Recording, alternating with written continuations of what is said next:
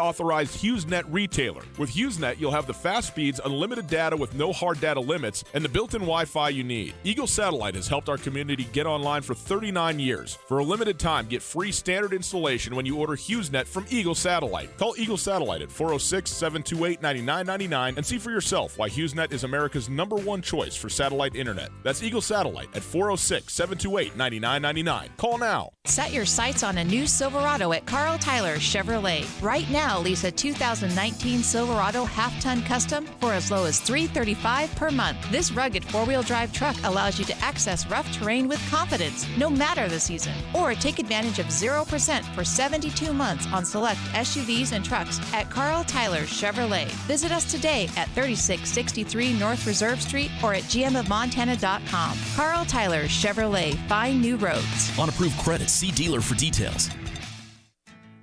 Hey folks, Ryan Tootell here, and I'm with Josh from the Advocates Injury Attorneys. Josh, if our listeners have been injured in an accident, how can you help? We're here to help you after a car accident by negotiating with insurance companies, recovering lost wages if you have any, and even getting you into a rental car if you need one. Call us today for a free consultation, and we'll get started helping you right away. If you need help, get a hold of the Advocates. Call Josh at 640-4444 or online at montanaadvocates.com. You deserve an advocate. The Polaris Factory Authorized Clearance is here. The world's best-selling off-road lineup is priced to move with financing as low as 3.99% and rebates up to $3,500. Live life wide open in a high-performance RZR. Tackle anything from mountains to mud holes on a legendary Sportsman ATV. Get more done with a hard-working Ranger or take on any task or trail in a versatile Polaris General. The best deals of the year are happening now. See Polaris.com or your Polaris dealer for rebates up to $3,500 and financing as low as 3.99% APR for 36 months during the Polaris Factory Authorized Clearance. Kurtz Polaris at 2904 West Broadway in Missoula and Highway 83 in Sealy. Kurtz Polaris is now showcasing all of the new 2020 Polaris off-road vehicles. To be the first to get a great deal on brand new state-of-the-art Polaris vehicles at Kurtz Polaris. Online at kurtzpolaris.com. Rebates valid in U.S. through 9/30/19 on new 2015 through 2019 vehicles. Financing offer valid on 2015s through 2020s. Subject to credit approval. Offers vary by model. See dealer for details. Always wear a helmet. Never drink and ride. You listen to them on Missoula's only live local sports show, Tootell and Nuanez, on ESPN 102.9 FM. Now you can catch Ryan Tootell and Colter Nuanez on FCS Speculators, a betting podcast, as they look at the Big Sky through a Vegas eye. Tootell and Nuanez are your definitive source for the real college football playoff with over 20 years covering the FCS. The first episode drops before Big Sky Conference play and will be released each week on Wednesdays, which gives listeners plenty of time to get in on the action. Spark, Arts Ignite Learning, and Global and Cultural Affairs of Arts Missoula are excited to present Cultural Mosaic, a free conference for educators and community members to learn more about connecting cultures and the arts to increase student engagement. Attendees will learn arts integration skills and ways that cultures can be shared and embraced through the arts. Cultural Mosaic will be held Saturday, September 28th at the Alley Auditorium on the U of M campus. Learn more and register for this free conference at sparkartslearning.org. ESPN Radio for Western Montana, KKVU HD3 Stevensville, and 102.9 FM on K275BS Missoula. It's 4 o'clock. Welcome to Montana's only statewide sports talk show. Broadcast on 102.9 ESPN Radio for Western Montana and across the state on SWX Television. I like football! Now, the 2017 Radio Sports Broadcaster of the Year on the show with back-to-back Montana Broadcaster Association awards for sports coverage and award-winning sports journalism. Here is Ryan Tootell and Colter Nuanez. Hello, Montana.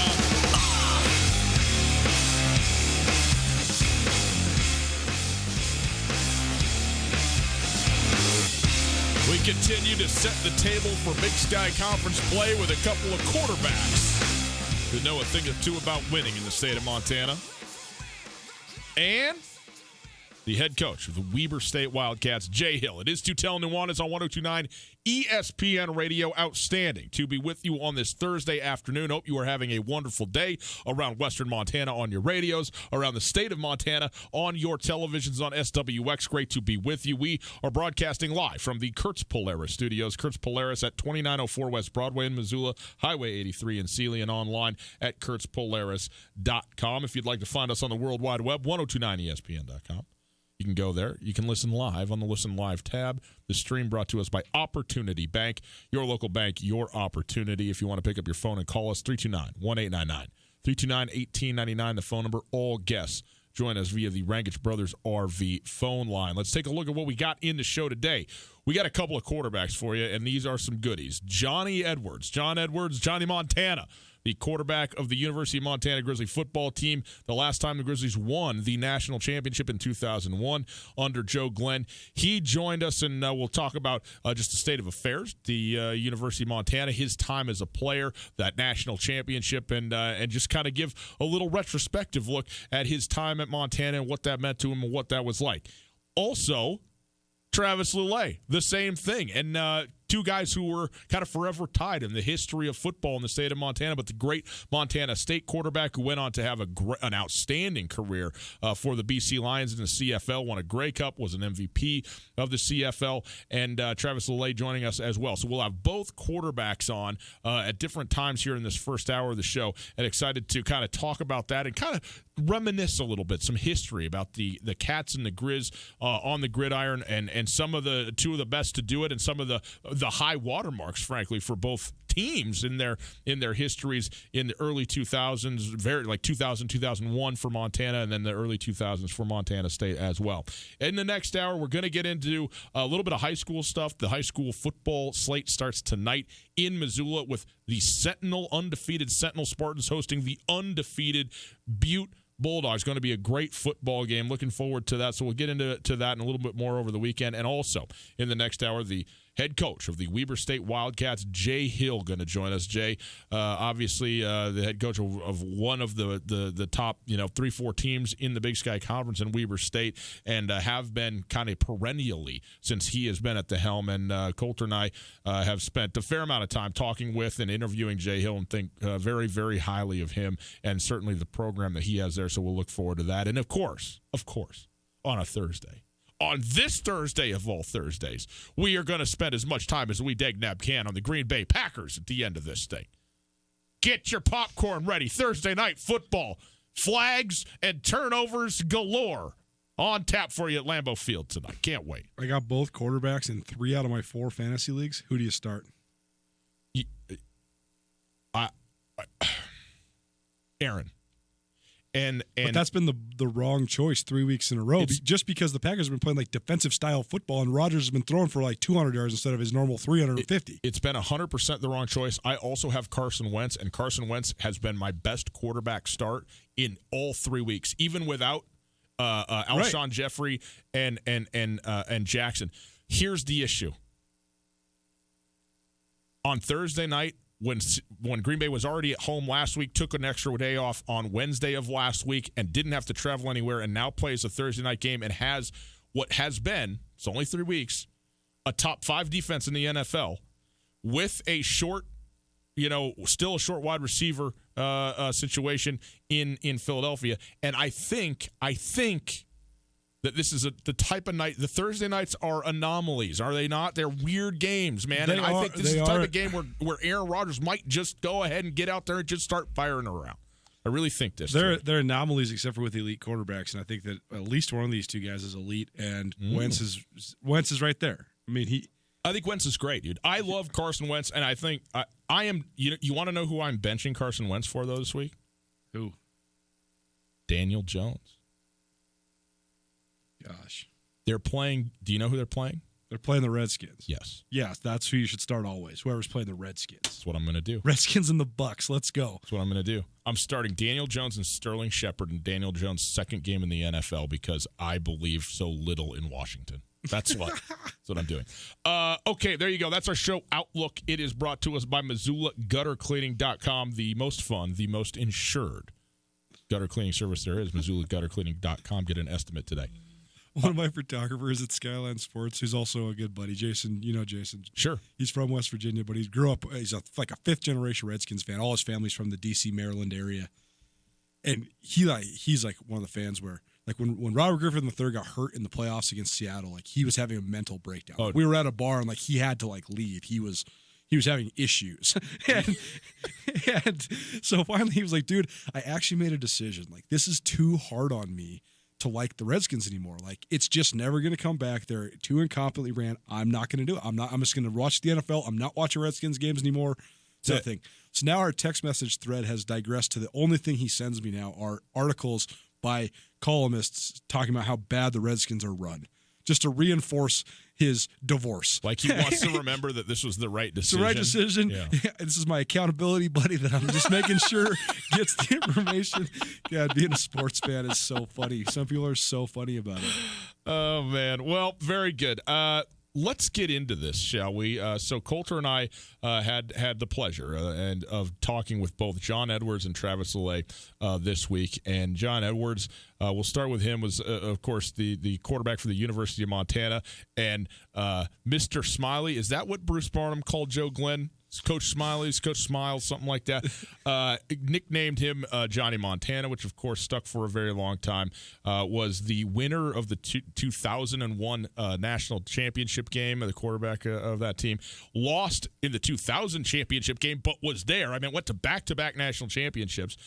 Also, maybe people don't know this, he quarterbacked Billings West to their first ever state championship in at the AA level. 1997, is that 97, right? That's right. You got it. So John Edwards, good enough to join us to talk about Montana today, Montana of yesteryear, his time with the Grizzlies, and of course that great national championship run. So here you go, the former head coach of the University of Montana Grizzlies. Or the quarterback of the University. What did I say? Head coach. Well, maybe someday. I mean, Johnny Edwards is a pretty. Let me just drink some more coffee. Johnny Edwards is a pretty marketable guy. You know, I mean, he could probably run for governor. He could probably. He could do whatever he wants. He's an attorney now. His name's Johnny Montana, for God's sakes. He could probably be the head coach of Montana. He could be the governor of Montana if he really wanted to. It worked out a lot better for Johnny Montana than it did for Johnny Football. Let's say that. Okay, here you go. Former quarterback of the Grizz, John Edwards. We go now to the Rangich Brothers RV phone line, and we welcome in the quarterback of the 2001 University of Montana National Championship team, John Edwards. John, thanks so much for taking the time out. We really appreciate it. How are you? My pleasure, and wonderful, and glad to have fall back in college football in full swing. John, the intro is interesting in itself because when you win a national championship as a player, I'm sure it's incredibly vindicating, a wonderful accomplishment, something you never forget.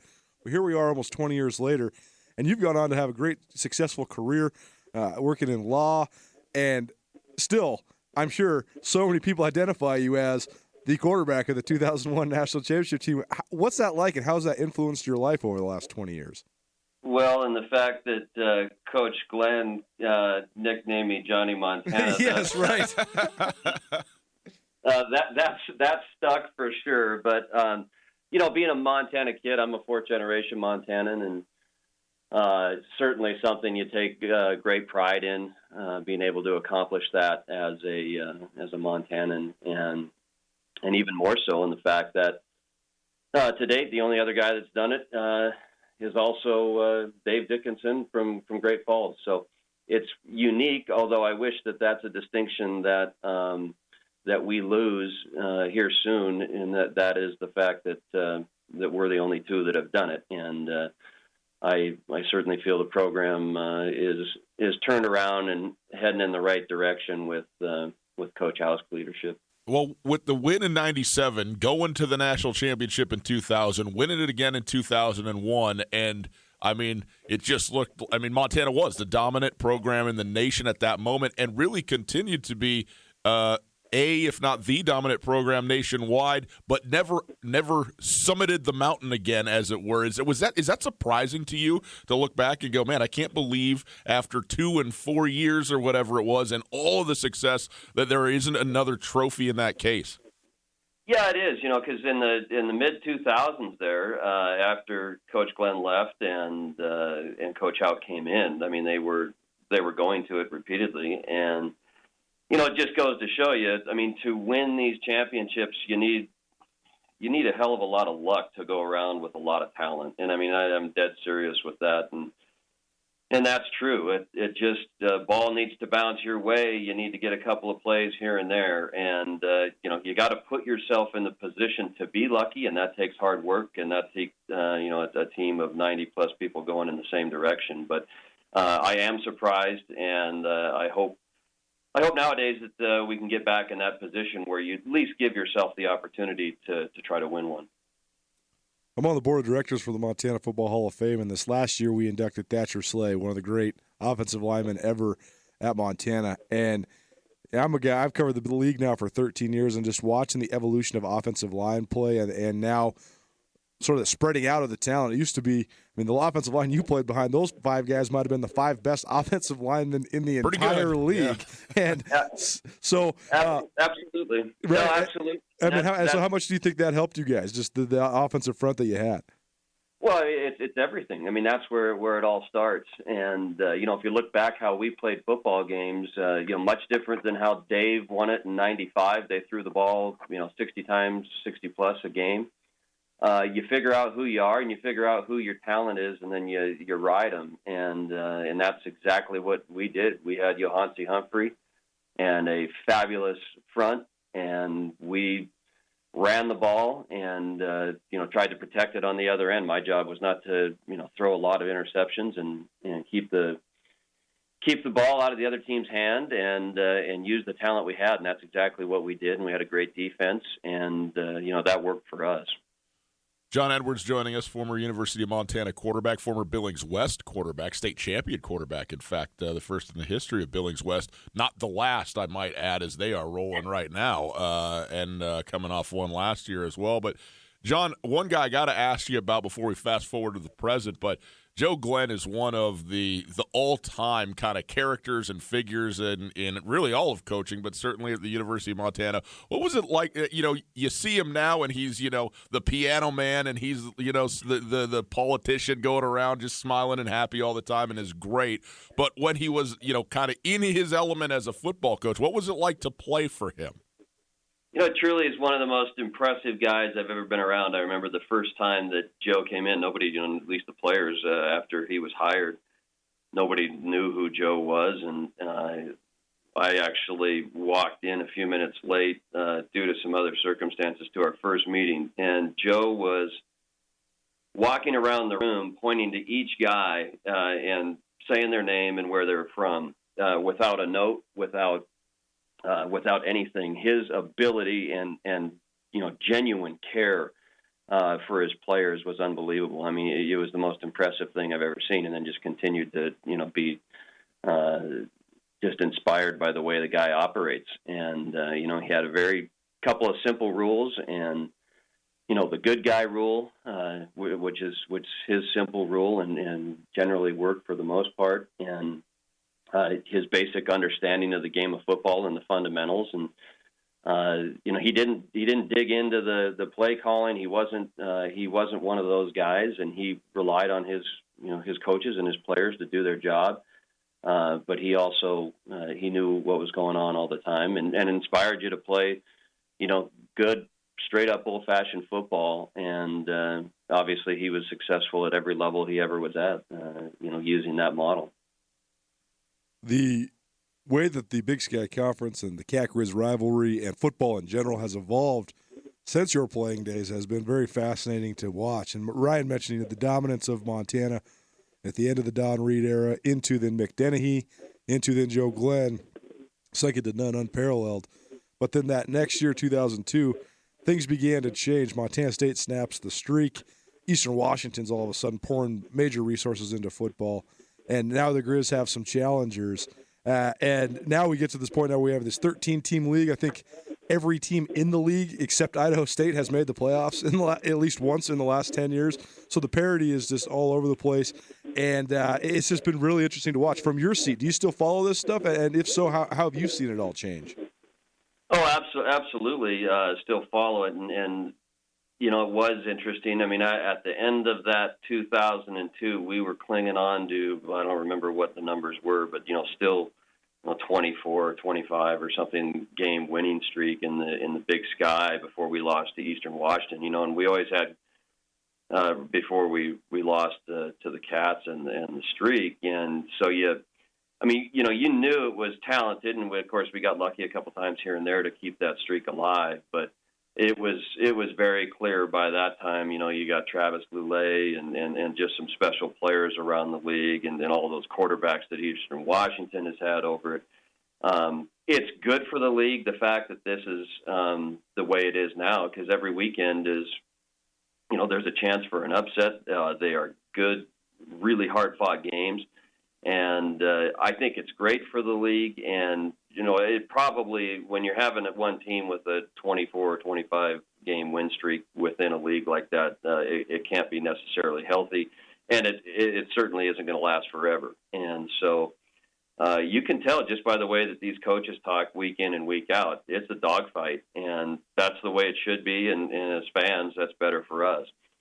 With the return of Bobby Hauck, what are your thoughts about him being back at Montana, especially when you played for a guy who's everybody's friend, and now Bobby Hauck, he's a coach, he's nobody's friend.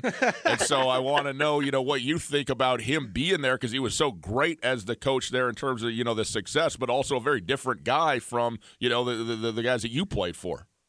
Well, it's funny, guy. Well, I can tell you that he's my friend, and that's why he has players that will absolutely do anything for him. When you're on his side, he'll do anything to protect you, and he requires a lot out of you. And as a player, you go through that together, and those guys are absolutely as loyal as they can be. And I got to know Coach Hauck because he came in the year afterwards, and I was around for Missoula for law school and everything else those couple of years after I was done. So I think it was a great hire. And you can tell just by, last year it had its ups and downs and inability to finish football games. And he has, at least so far this year, you can tell instilled some toughness in not folding when things get bad. And that's something that he uniquely brings to the field. And these players, at least it looks like to me, there's a level of confidence coming back. And it'll take time for him to get that done, but that's the way his program operates, and they're a serious football team, and I think that's a change that was very welcome at Montana over the last 4 years. You can definitely tell the infiltration of confidence already. They are a much more confident group than maybe even 365 days ago. It's been impressive to watch. John, we'll get you out of here on this. I know you've done a little TV analysis work before, so put on your analyst hat. You'd probably be watching the Grizz game on Saturday at UC Davis. How do you see that one playing out?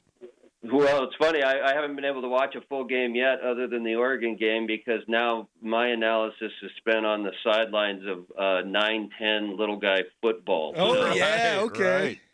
Watching the bobbleheads run around and tackle one another. So I honestly haven't got to. I was extremely impressed with the way they did play Oregon. I thought there was that was a level of defense that was just fantastic, and offense obviously struggled a little bit, but that's against a really good football team. So I thought that was an impressive showing that they had out there, and so I haven't got to watch them a full go yet, but you can just tell by hanging on to the games that they're hanging on to, and the level of pride and competitiveness that they have right now. It's fun, and I expect good things out of them. And they're lucky to have Snead, and they're lucky to have a tough defense. And it seems like that defensive line has hung up real well. And they got a tough one with UC Davis. I mean, they've what they played Cal pretty close, and are tough, and NDSU, and I mean the fact that those guys have dominated the way they have. So they got their work cut out for them, but I'm excited for them, and I'm excited for the program. Well, John, we certainly appreciate your time here again. John Edwards, the 2001 National Championship quarterback for the University of Montana, but who cares, because he's a great attorney in Billings today, and that's the thing that he's hanging his hat on. So, but we really appreciate the time. All the best to you, okay? Thanks, gentlemen. Go Grizz. Now, in listening to this back, there's one thing that I want to clarify about what I said so that I'm not misunderstood, because I was not clear about this. I said Joe Glenn was the friend of everybody and Bobby Hauck's the friend of nobody. I meant that in the context of players. Right. And then John said, Bobby's a friend of mine. Bobby's my friend. I was like, no. Bobby Hauck has many friends and is friends to lots of people. But you heard it on the Jumbotron Saturday, wasn't it Saturday where he's like, hilarious. Hey, someday you and I could be friends? He was right? talking to Dante Olson and Josh Sanders. They had him mic'd up at practice, and he goes, hey, when do you guys graduate? They said, both of them said, in December, Coach. And he said, after you guys graduate, we could be friends. Right. He goes, well, maybe. Acquaintances. So anyway, just so that we're clear, within the context of being a coach to players, but Joe Glenn, I mean, my goodness, I mean, regardless of whether he was a football coach or a stockbroker or an accountant or a plumber, he's going to be every single person's friend. I mean, just couldn't, he's just the bright light that shines in every room he walks into, just happy all the time. And I don't know that Bobby Hauck is always that. It's hilarious because when you said that portion of the interview, I got the 2001 national championship game going right here on my computer, the highlight reel. And at that moment that you said in the line in there, that Joe Glenn's Mr. Smiley, happy friend of everybody. There he is. Chris Schneider, the kicker. Is that his name? Chris Schneider? Montana's kicker at the time misses a 28-yard field goal, and they pan to Joe Glenn, and he's just furious. Well, there's some football in there, too, I think. Is there not? No doubt. And if you need a real-time update, Vince Huntsberger just got the game-sealing pick, and Montana's going to win 13-6. Who would have ever thought? Hey, thank you. Thank you for putting it on for us there. Very good. Well, our thanks certainly to John Edwards for joining us. We appreciate that very much and thought it would be cool to start with him. And he's the older guy and therefore having played earlier, but then by chronologically work in the Travis LA. So we'll take a quick break. Coulter and I will come back and try and make a couple of connections for you between John Edwards and that Montana team and Travis LA and that Montana State team. And then we'll hear from Travis LA himself right after this. Coulter, there's a lot of things you don't want to do in life. One of those things, clean your gutters. Don't want to do it. Want nothing to do with it, as a matter of fact. Well, it's easy. We can fix that for you. You go to MissoulaGutterCleaning.com. MissoulaGutterCleaning.com.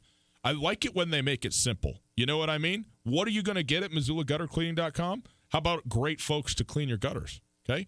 It's raining outside right now.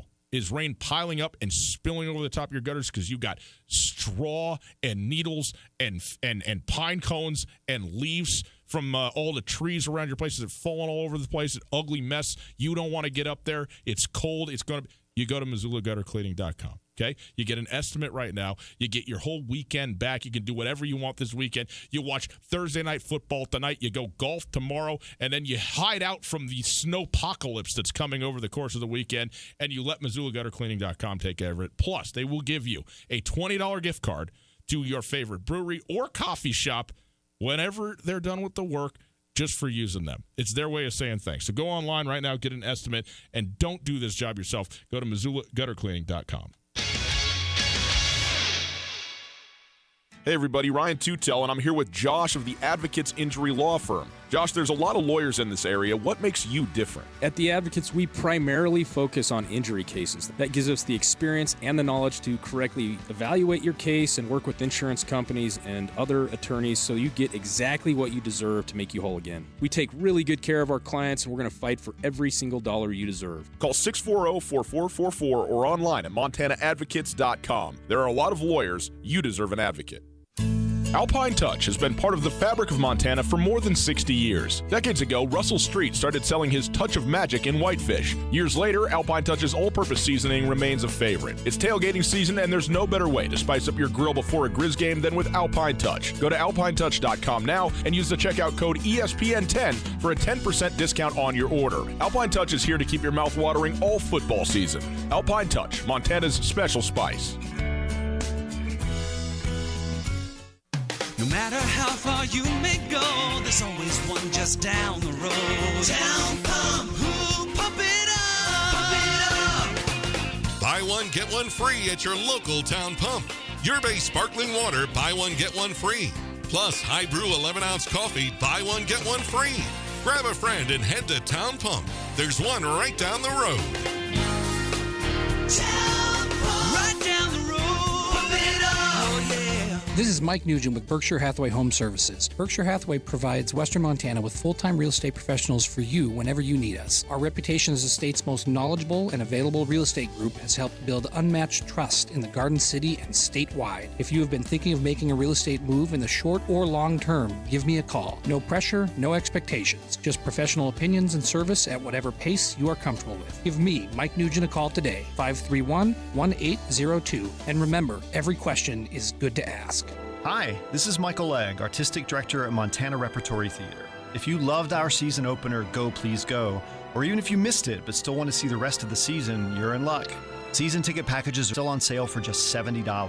That's $70 for 3 more innovative and exciting shows, including our production of War of the Worlds in January.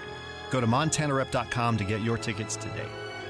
Get ready to sing, dance, and laugh until your cheeks hurt with the interactive, unforgettable Dueling Pianos show, October 19th at the UC Ballroom. Dueling Pianos is a gala benefiting Montana children, and you can help by purchasing tickets at montanahope.org. Guests will enjoy a lively evening of dueling pianos, hors d'oeuvres, silent auctions, and raffles. All proceeds will benefit the Montana Hope Project and Catholic Social Services of Montana. Kids 10 and under are free. Learn more and purchase tickets at montanahope.org.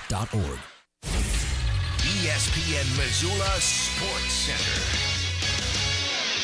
Hey, even though we're in the middle of football season, basketball officially got started yesterday. How you doing? Ryan Tootell, Colton Nuanez. Here's some sports news for you.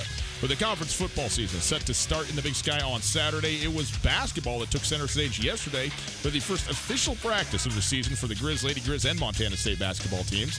The clubs have been practicing in a limited capacity before school was even back in session, but the NCAA only allows coaching for 4 hours per week prior to the official opening of basketball season, which was yesterday. The first games of the season, they'll take place the first week of November. The high school football weekend gets started tonight with a huge AA clash after Missoula Sentinel went on the road and beat previously undefeated Helena Capital last week. The Spartans will be asked to repeat that tonight as they play against number 4 Butte. 4-0 Butte. They're number 2 in the state. This is number 2 versus number 3. Huge showdown. Butte is quarterbacked by Montana State commit Tommy Malott, and they are coming off a 55-28 win over Kalispell Glacier. Sentinel led by future Grizz running back and safety Jackson Lee. Spartans also 4-0. Also, the Class A match of the year takes place tomorrow as Hamilton hosts Frenchtown. Hamilton suffered their first loss last weekend at Dillon, 26-25, while Frenchtown is undefeated. The Battle of the Bronx is at 7 o'clock in Hamilton. And also Red Lodge Huntley Project. This ESPN Missoula Sports Center is brought to you by Aspen Sound. Tell me, are you even in it? 'Cause I'm done trying in a minute. And just like that, there's nothing left. You can come get on your feet. How has the Big Sky Conference evolved since John Edwards and Travis Travis LeLay were quarterbacking in it? And what is the connection that they have? Well, we'll tell you. It's Tootell Nuanez, 102.9 ESPN Radio. We are broadcasting live from the Kurtz Polaris studios. Kurtz Polaris at 2904 West Broadway in Missoula, Highway 83, and Sealy online at kurtzpolaris.com. Want to remind you now, took us a little bit to get it up onto the podcast, but FCS Speculators is official. It's out there. We got episode 1, FCS Speculators out there. So if you're interested in games around the Big Sky Conference and the FCS at large and some of the sports gambling numerology that goes with them, well, you can listen to the FCS Speculators and we'll try and help you out with all of that information that's out there, try and condense it for you and take a look at football through the lens of favorites, through the lens of upsets, through the lens of over-unders and all of that. So it's fun to have it there. You can get the FCS Speculators, a betting podcast, on all of your favorite podcasting platforms, and we're happy to have that out and about along with the Tootell Nuanez podcast as well. Coulter, we just heard from John Edwards, former Grizz quarterback. We are about to hear in the next segment from Travis LeLay. Who is obviously a former Montana State quarterback, a great quarterback, and one that I think that Jeff Choate would like to reincarnate somehow right now, if he could. Oh, man. I think about this all the time, actually. I think the irony of the fact that if Jeff Choate could make his perfect quarterback in a lab, that guy would be Dalton Sneed. Right. I mean, Dalton Sneed is ultra competitive. He's a leader. He's tough. He can run and he can throw. Yeah. That's what his dream quarterback is Dalton Snead. Do it all.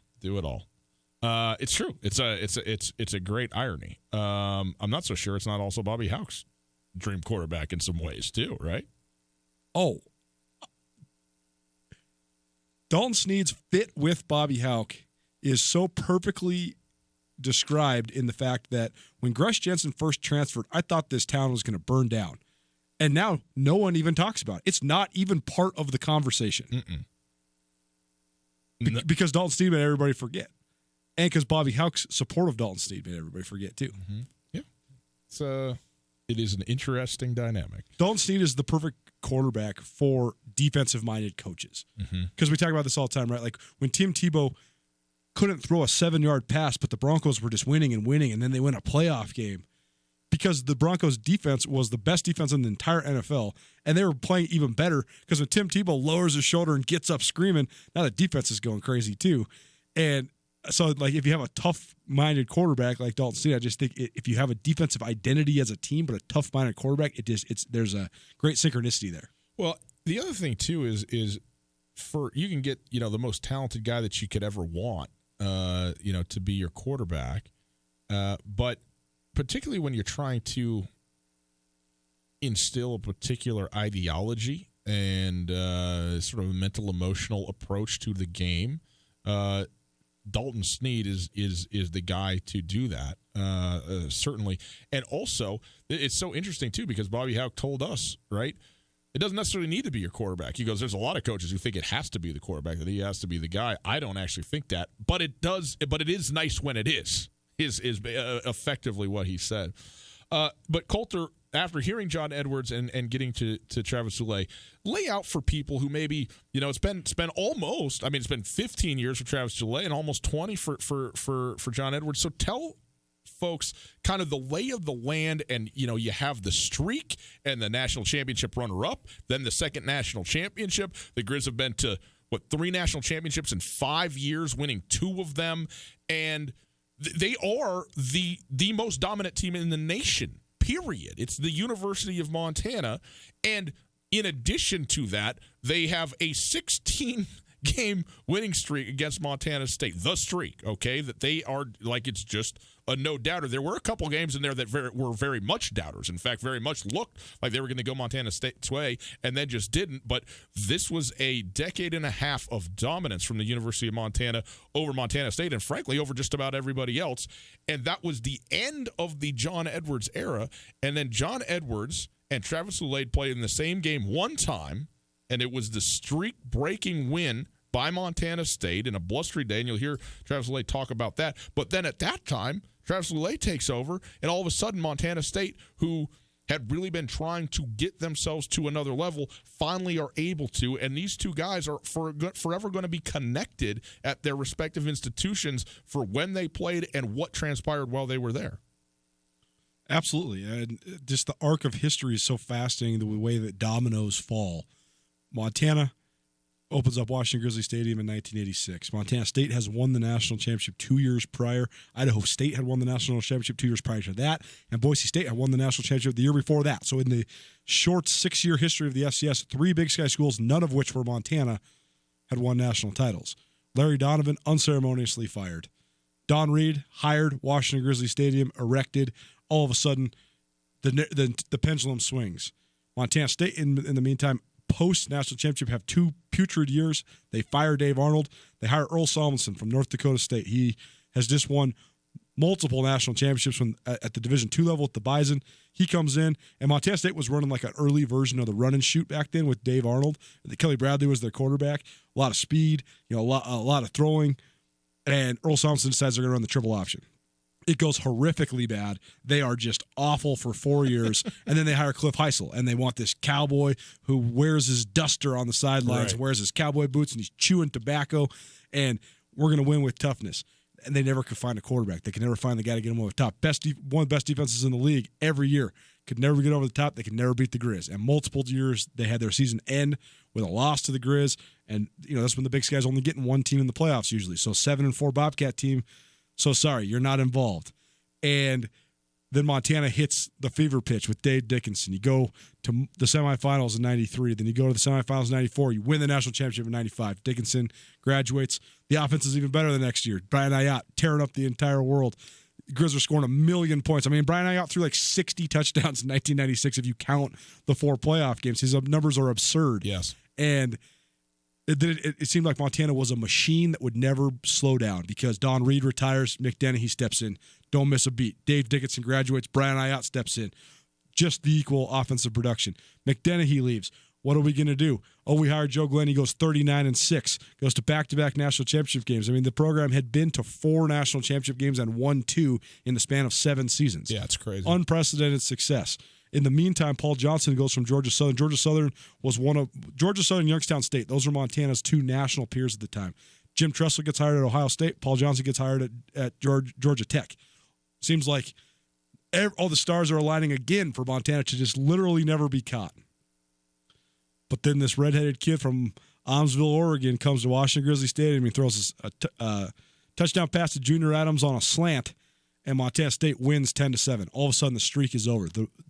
At least some semblance of balance is restored to an awesome rivalry because it was so lopsided. Like you said, the Cats lost a couple heartbreakers, but the Grizz also just whipped them many times, and it seemed as if the gap was broadening. Well, when Lulé won that game, then all of a sudden the Cats went on to beat the Grizz 3 out of the next 4 years. The Cats share the Big Sky Conference title with each one of those wins, so now Montana has a peer in state. Meanwhile, the foundation that Mike Kramer has laid at Eastern Washington comes to fruition under Paul Wolf. Now Eastern Washington is nationally competitive. People don't remember maybe that the game that the Grizzlies lost to Travis Lulé and the Cats in that first game that broke the streak, they lost the week prior to Eastern Washington. To Eastern Washington. Two-game losing streak, which was unheard of. Yeah, I think they had won like 25 straight conference games, and then they lost 2 in a row. Right. Astounding. So the win in Washington Grizzly Stadium when Montana State won that game, it opened up the possibility that Montana was not immortal. They did have the ability to sometimes have competition, and as dominant as Bobby Houck was then taking over for Joe Glenn, which was dominant, there was at least contenders. There was Weaver State was able to sort of rise up. Eastern Washington was able to rise up. Montana State was able to rise up, and everybody asks what's changed about the Big Sky. Well, Montana set the stage. Montana set the blueprint. Everybody's been chasing Montana since then. And the on-field results, a lot of teams have caught Montana, but they haven't caught Montana yet. And that's the whole full circle of this whole thing, is that Montana's potential is still greater than anybody in the league. That's what the RTD is. That's what Return to Dominance. That's the whole goal of the whole thing. Right. It is Tootell Nuanez, 102.9 ESPN Radio. We'll take a quick break. We'll come back, and we will hear from Travis Lulé, his conversation and his view on all of this, and not to mention an outstanding professional career as well, as he came back to Bozeman last week to be an honorary captain at Montana State's game against Norfolk State. So we'll get to him right after this. Hey, look up. It's a bird. It's a plane. It's satellite internet. That's right. High-speed internet delivered from a satellite right to where you live. When you're beyond the reach of cable and fiber internet, look up Eagle Satellite as our community's authorized HughesNet retailer. With HughesNet, you'll have fast speeds, unlimited data, with no hard data limits, and built-in Wi-Fi that you need. Eagle Satellite has proudly helped our community get online for 39 years, and this year, they want to help you get connected, too. For a limited time, you can get free standard installation when you order HughesNet. Call Eagle Satellite at 406-728-9999 and see for yourself why HughesNet is America's #1 choice for satellite internet.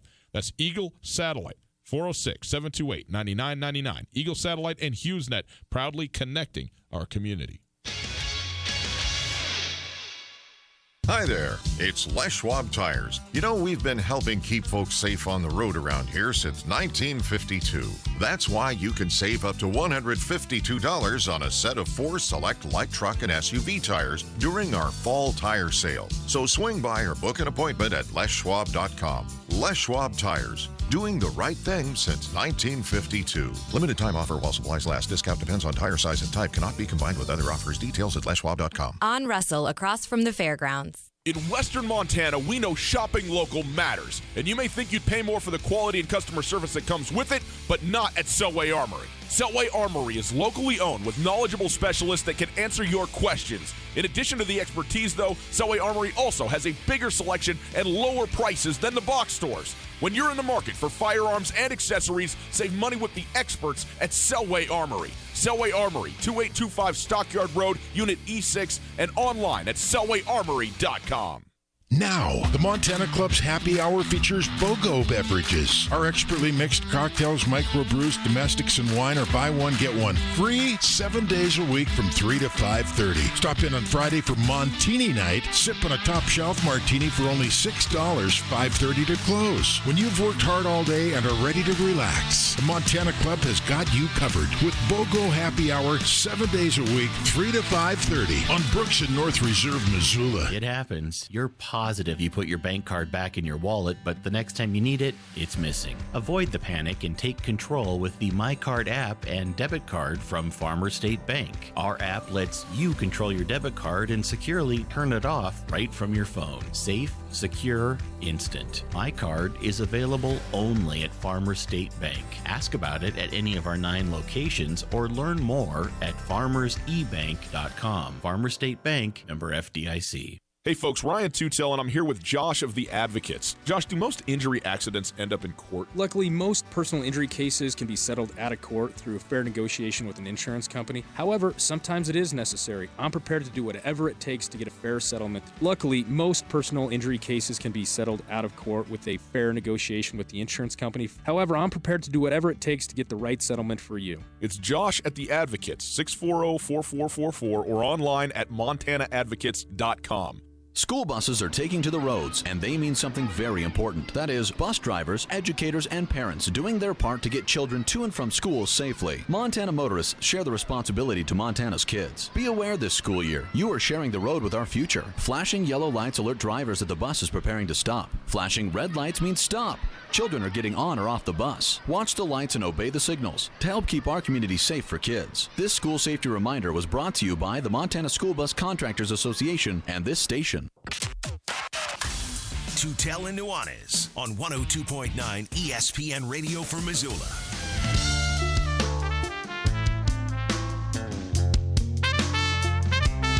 From one quarterback to another, it's Tootell and Nuanez, 102.9 ESPN Radio, broadcasting live from the Kurtz Polaris studios. Kurtz Polaris, 2904 West Broadway in Missoula, Highway 83 in Sealy, online at kurtzpolaris.com. The song is No Handlebars. The band is Flowbots. You should know it. If you don't, go find out. There you go. I really want to rap it, but I'll save you. Save you the pain and suffering. Hey, we heard from John Edwards. Let's not waste any time. Let's hear from Travis Lulay, former Montana State quarterback. Our Big Sky Conference preview coverage continues, and now we go to the Rankish Brothers RV phone line. Welcome in former Montana State and former BC Lions quarterback Travis Lulay. Travis, thanks so much for being with us. Happy to hop out of the office for a few minutes and chat with you gentlemen, talk Big Sky football. Love it. Well, this is the first side. The idea of this came when last week you were an honorary captain at Montana State, and I knew you were back in Bozeman, so I was thinking, man, I'd love to have Travis on the show. And then I was thinking, okay, we could just roll him into part of our Big Sky Conference coverage. But take us back to last weekend. You're an honorary captain. This is a cool thing that Jeff Choate has been instituting, honorary captains at games. Sonny Holland was the captain of the first game, and at the Gold Rush, where it's always a crazy night, probably the loudest moment of the night was when Coach Holland was in the middle of the field, and it gives you chills even just thinking about it. But for what was it like coming back to Bozeman, being an honorary captain, and watching the Bobcats get a big win? Yeah, no, it was awesome, and you're right.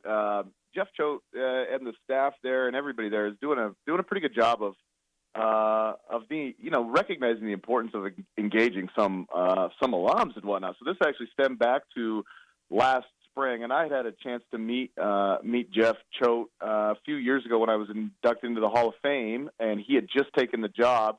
It was early 2016, so we kind of started a little bit of a relationship there. And then I've met some coaches on the recruiting trail here and there, and then knowing guys in Kane Ione and Bobby Daly, who I played with or were around during my era, who are back there now. There's a bit more of a connection with the program again than there was for maybe the first decade out, and that's kind of a testament to those guys. So yeah, they reached out to me in the spring when I retired from professional football and said, hey, we'd love to bring you out to a game in the fall or get you out to a game and, have you do a little salute to the crowd and all that kind of stuff. So it just worked out, working for the football club here in BC. Obviously, I'm tied up on home game weekend, so I picked a weekend when the Lions were out of town, and Montana State was in Bozeman. So last weekend was that weekend.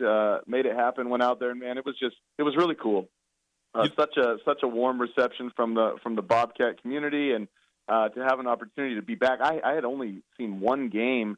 My brother was a senior in 2008, so I was still around a bit back then, and I'd come back for one game in 2011, a home playoff game, but it was a really quick in-and-out trip. That's the only game I'd seen in years. So this was the first regular season Montana State home game I'd been to since 2008. So it had really been a while, and so much has changed since I graduated there, just in terms of facilities and things. But there's still a ton of familiar faces around the program, and just to see the energy, the support, and where the football program has come in the last few years. It's something that an alum is really proud to see. So for me, it was a really rewarding weekend, and I was just, humbled and honored by everybody at Montana State who, thought to involve me. It's interesting because guys that go on to make a career out of football, whether it's playing or playing and coaching and so forth, it's so ironic because they're the guys who actually are the least able to be in touch with their alma maters that way. We talked to Ty Gregorak. He hasn't been ever back to a game at Colorado after he finished playing because he went right into coaching, and every Saturday is spoken for at that point. Was it – you touched on it, but how surreal was it just to be back, not even just for the game, but just in Bozeman and the setting and the memories that come because it has been so long? Yeah, well, I actually Bozeman was home base for me for my first few years professionally. So after I'd come out, my wife and I bought a place there and said, let's make Bozeman home base, and I'll chase football where it was. So my first few seasons, even in the CFL, I was playing the season in Canada and coming back to Bozeman in the off season. My wife would work. I was working a part-time job there. And so, just trying to make it stick. And then once I stuck in Vancouver, we wanted to relocate. I wanted to be involved and be around for the off-season community programs that we do here in Vancouver for the BC Lions, be around the players, be involved in some off-season, offensive game planning and all those types of things. It just made sense. So that was actually like the winter of 2011 when I left. So, but even since then, Bozeman has changed a good bit, Yes, it has. You guys know that, right? Like the town has grown a ton, and just to hear things that are happening on campus, walking around campus, a number of new, big, beautiful buildings have come up, and there's money coming in, enrollment's going up, the town's getting bigger, so there's just a lot of change. So it is different when for me who I didn't see it as gradually, say, the last 7 or 8, 9 years. I've come back a handful of times, and it's just a snapshot each time of, wow, this much has changed, or wow, this is different, or this area didn't even exist when I was here last. So, it's fun to see. It's obviously it's a nostalgic place. I still hit up my, favorite spots and see my old buddies at the, the right tailgate spots and all that stuff before the game. So, it really is fun for me to come back. And now that I'm done playing, I envision a scenario where I get to make it back more than once every other year. So, Travis Lulay, the former Montana State and BC Lions quarterback, joining us on the Rankage Brothers RV phone line. And Travis, let's take it back to when you first committed to Montana State. We led this show with John Edwards, Johnny Montana, who led Montana to the national championship in 2001. That was when you had just committed to Montana State, and you told me a funny story last night that I'm going to ask you to tell again. When you're in Almsville, Oregon, right outside of Portland, or right outside Salem, and not a lot of maybe people don't really know much about Montana, but Montana had just won the national championship. Take us through what it was like then about to become a Bobcat, and then we'll get into your time as a Bobcat. Yeah, sure. As we kind of laughed about on text the other day. I didn't know a ton. I had a kind of a cursory understanding of the Big Sky. I knew who Portland State was. They had recruited me some. I'd seen Portland State versus Montana State. I'd seen, I grew up Pac-12 guy. My parents graduated from Oregon State. So, and that's a lot of where the understanding is, like in the state of Oregon, right? It's Oregon and Oregon State, and you know who Portland State is, but maybe you're not as intimately familiar with all their opponents. So I had, and Montana State kind of came out of the blue for me. They started recruiting me. I didn't know a ton about their history prior to that. But when I went and visited, I met the coaching staff, Mike Kramer and Don Bailey at the time. on the offensive staff, and I loved it, and I got really fired up, and Montana seemed to fit me. I was a small-town Oregon kid, so Montana felt very much the same type of vibe. So I was fired up. I'm all excited to go there. But I recognized as I started telling people say, where are you going to college? Oh, I got a scholarship. I'm going to play football at Montana State. And one of the most common reactions was, oh, Montana, yeah, they're pretty good, right? Didn't they just win a national championship? And I'd go, no, that was the other school in Montana. I'm going to the rival school. So we got our work cut out for us because clearly our rival's pretty good, but we got a little ways to go. Mike Kramer, the big human, he's taught me as much about football in general and the Big Sky Conference as anybody. One of my all-time favorite guys, one of my all-time favorite interviews. You got to tell us, though, what is a recruiting pitch like from the big human? When he's sitting down in your living room when you're 17 years old, that has to be quite a spectacle. Yeah, he was one of the first people really in my life that I met that was kind of, the big human is such a perfect nickname. It's like his personality, his charisma is bigger than life, right? And that everything he's saying might not be exactly accurate, but you want to buy it, right? Like I've said this for years that Mike could get guys who he hardly knew to want to run through a wall for him in about an hour's time, right? So I remember, as he recruited me, he was just, obviously very complimentary and telling me how much they needed me. And frankly, there was a need at quarterback at the time. There was only 2 quarterbacks under scholarship. Another walk-on kid had left during spring ball, so they were recruiting 3 quarterbacks in my recruiting class, 3 scholarship freshman quarterback, and they were just kind of going to let us duke it out. And I wasn't afraid of that kind of competition, so. I recognized that there was a chance to move up, but yeah, I remember him sitting in my living room.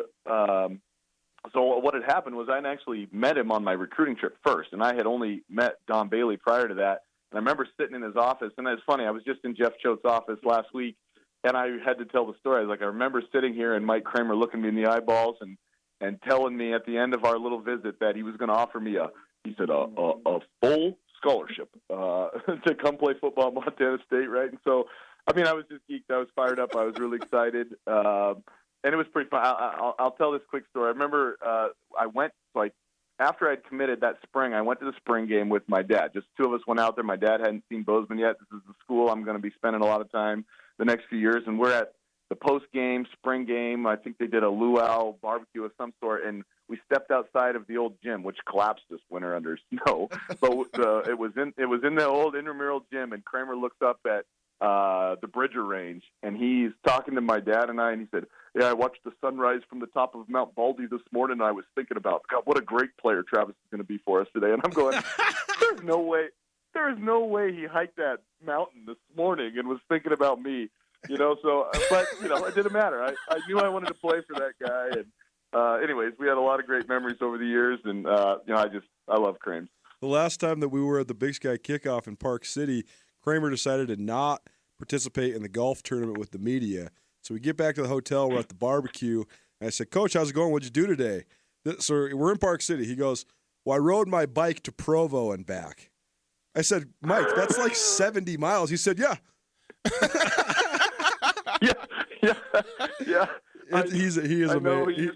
He's absolutely amazing. Yeah, we could tell Kramer stories all day. We absolutely could. Stuff like that all over the place. Well, one of the main entry points for this whole thing was we wanted to talk just to you because we talked to Johnny Edwards about this as well. Montana dominated the Big Sky Conference in the 1990s up through then the early 2000s.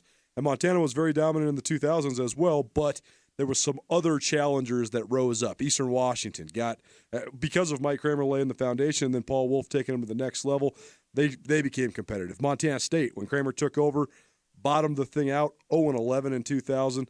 But then by 2002, the thing's rolling a little bit, and then you guys knock off the Grizzlies and you end the streak in Missoula, a 10-7 win. And I remember it vividly. It was one of my most vivid memories at Washington Grizzlies Stadium. For you, what was that memory like, and how much of that was a spark then to you guys going on and competing for Big Sky championships and perhaps most importantly beating the Grizz 3 out of the next 4 years? Sure. Yeah, I absolutely remember that. That's as vivid as the memory as I have of particularly of that era of my career. It was so much of that happened just for me, from my own personal viewpoint. It was such a whirlwind that true freshman year. I came in, I was probably expecting to redshirt, but knowing that there was a chance that if I became the 2, that maybe they wouldn't. And so early in the year, I'd kind of, out of training camp, they named me the second string guy, but they said they were going to try to hang on to my red shirt if they could, but that's hard to do. So then they said, we're not going to redshirt you, so we're going to incorporate you into some of these games. So I played a handful of games early in the year, and before I knew it, I'm the starting quarterback. We open Big Sky Play, we go to Pocatello, and we lose, but it's a competitive game. I personally did some good things, and so then it was like, so now I'm just in the fire, right? So now the rest of the year, I'm just hanging on tight. To be perfectly honest, I'm looking around, going, I got a lot of seniors, and I really felt a strong responsibility being a true freshman on this team to play well for all the older guys on the team. I know the program is trying to take another step forward. So that was my big motivation, was I can't be a freshman. I got to play like I'm an experienced guy out here. So luckily I had a great support team in my coaching staff and the players around me, and even in Tyler Thomas, who I had taken over that starting job from. And Tyler was, I'm sure he wasn't excited about it at first, but he ended up being quite supportive of me. So I just felt comfortable enough that I could go out and play. And we start to rattle off a few wins here and there. We get hot. We had a good defensive football team that year. And before you know it, we win a game. We're watching after the game. We see Montana lose to Eastern Washington. The week before we were set to play them, we're going, holy cow. Next week is like for all the marbles now, right? We'd win the tiebreaker, we'd go to the playoffs. So it just immediately was like, here we go. And so, and it was funny because I remember we used to host a post-game banquet. I remember some boosters coming up to me saying, hey, guys, we're not worried about next week's game. You haven't been around a long time. Just find a way to beat Montana in a couple weeks, right? And I remember Don Bailey was sitting next to me when that guy said that to me, and he's like, Trav, we want to beat Portland State next week too, right? And I'm like, yeah, we're good. So anyways, yeah, we find ourselves, and so that's how quickly it happened. So we go to Missoula, and Coulter, you were there, just a blizzard of a day. I remember throwing balls in warm-ups, and a lot of times you can't tell how much the wind is swirling, but the snow was falling, so you could tell the wind was just whipping in all different directions down on the field. I'm throwing balls that are just doing crazy stuff. They're spinning crooked and diving on me and sailing, and they're like, oh boy, this is going to be a tough day throwing the football. Luckily, our offensive line had a great day. Ryan Johnson probably had his signature moment in a Bobcat uniform that day. I think he had 30 carries for 140 yards or something of the like, and we made enough plays in the passing game, particularly the big play to Junior Adams on the first drive of the third quarter. Caught him in a blitz, and I hit June. One of those passes found its mark. He snagged it one-handed and scored, and that was the most explosive play on a day that was otherwise, won in the trenches. But I do remember the emotion immediately after the game, just an overwhelming feeling of, holy cow, like we did it. Like we took a step. We beat a really good football team. We won in Missoula. That hasn't happened. Hadn't beat the University of Montana in a long time. So, and now we're going to the playoffs, and we're planning for playoffs, and we're staying home, and no, guys aren't going home for Thanksgiving, Like there was so much that happened so quickly, but to feel the emotion of the Bobcat faithful who had been around for all those years of losing and just hearing it over and over and over again. And there's no question that day, especially in hindsight now, looking back, to see how much that marked, the turn of the program. And it is just one win, but it really signified the program kind of becoming relevant again on a national scale, or a chance to play in the playoffs, and it just changed the expectation. And man, that Portland State game I just alluded to, the week before we went and played in Missoula, we played in front of 7,500 people, and now they average more than the stadium's capacity was when I was playing there, and it's just phenomenal to see. And so yeah, last week being there and seeing them just handily beat a non-conference opponent, with quarterback question marks, with a couple of tailbacks out, and they still just put up a huge performance. I mean, it's just so different than when I initially got there. And you guys, you alluded to it at the top of the show here. Life. It's Tootell Nuanez, 102.9 ESPN Radio. Travis Lillay joining us, the former Montana State quarterback, the notably quarterback who helped break the streak. His freshman year, true freshman year, won 3 out of 4 against the Grizz. And when you look back on that moment and then your career there, how did was that a jumping off point for you? I mean, there's so many people who remember that for so many various reasons, but for you personally, was there a moment where you go, "Holy cow! I'm a part of something, a significant part of something that's really good." And then, at what point when you're like, "Hey, maybe I could be a professional football player. Maybe I could make a career out of doing that." Was that a spot for you where that sort of step forward started to happen? Well, that's a good question. I honestly, I was so tied up in what we were doing in the present moment. Like I honestly, at that point in time, had no thought of playing professionally. Not that I didn't want to, but it wasn't as though I thought, "Oh boy, I'm pretty good now. Right. Maybe I can do this." And honestly, it wasn't until right until I was about to be a senior, and then I started to recognize that I had some scouts asking questions about me, and I had some teammates going, "Oh, well, you're going to play professionally, right?" And I'm going, "Boy, you guys think I could? Like maybe I ought to give this a run." Right. And I don't mean to sound like I was just some aw-shucks kid, but I was just really caught up in. I wasn't worried about that. I didn't go to school. I didn't go to Montana State thinking, "Oh, this could be my launching point to a pro career." It just kind of worked out that way. And I had also kind of started to recognize that everywhere I've been able to rise up. So why would that not be the case on the next level, right? And so I started to develop this kind of self-belief that I really think I can do that. And so I was fortunate to. Not everybody gets. I mean, there's a lot of good football players that get stuck and don't get to play as a young player. I remember thinking, if I played 2 years, if I'm a 2-year starter at a university, that's pretty special. Man, I was fortunate. I started 3.5 seasons essentially, right? And so I did. I was fortunate to have that career. And I kind of just chased it from there. But like I said, it wasn't really until later on that I thought, hey, let's give this pro thing a run. Well, Travis, I'll tell you what, we really appreciate the time and excited to track the next phase in the football administrative world for you and see where it goes from there. But an awesome weekend last weekend and fun to reminisce with you. We really appreciate it. You bet. Thanks for letting me ramble on some of those special memories. No, it's fun chat. Appreciate you guys looking me up.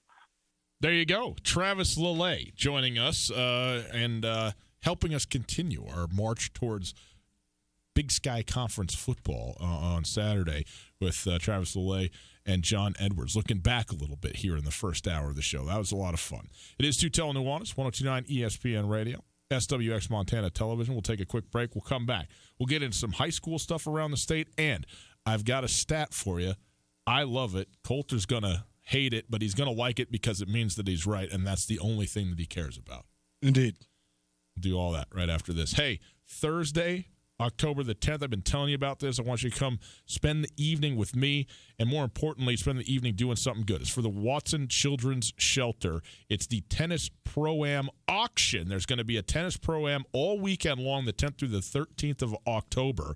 But the Thursday night on the 10th from 6 to 9:30 p.m. at the Barn on Mullen near the Ranch Club there, they're going to have an auction. They're auctioning off pro tennis players. So you're an amateur tennis player, which you almost certainly are if you're listening to this. You can go out there and you can get better. You can have a team and team up with a pro. And then you go play in a Pro-Am tournament over the course of the whole weekend.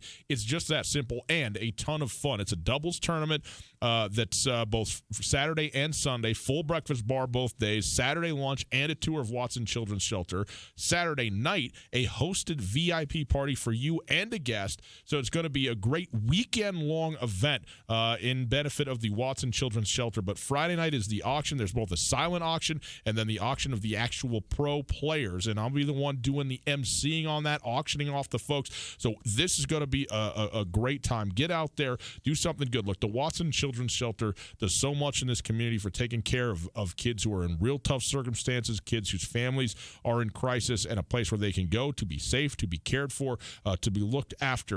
And they need your help, okay? That's just the way it works. We all pitch in on this and make life better for everybody. So come on down and spend the evening with me and all the tennis pros and raise money for Watson Children's Shelter. Go online to watsonchildrensshelter.org for info and tickets. Again, it's Thursday, October 10th from 6 to 9:30 p.m. at the Barn on Mullen. Online, watsonchildrensshelter.org.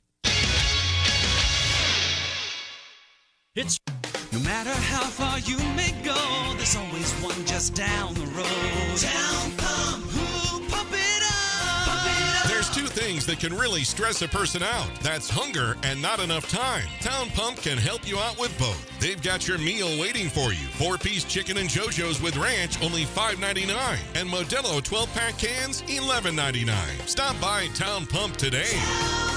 Right down the road. Pump it up. Oh, yeah. Katie O'Keefe's has been a neighborhood favorite in the corner of the Stevens Center for years. But if you haven't been into Katie's lately, come on in and make sure to turn left. The downstairs bar is completely remodeled with one of the biggest, best spaces anywhere in Missoula to watch games, play games, and hang out with all your friends. Katie O'Keefe's is your horse racing simulcast headquarters in Missoula. Come into Katie's and turn left for cribbage, darts, pool, and much, much more. Katie O'Keefe's, where the cocktails are always cold and the people are always friendly.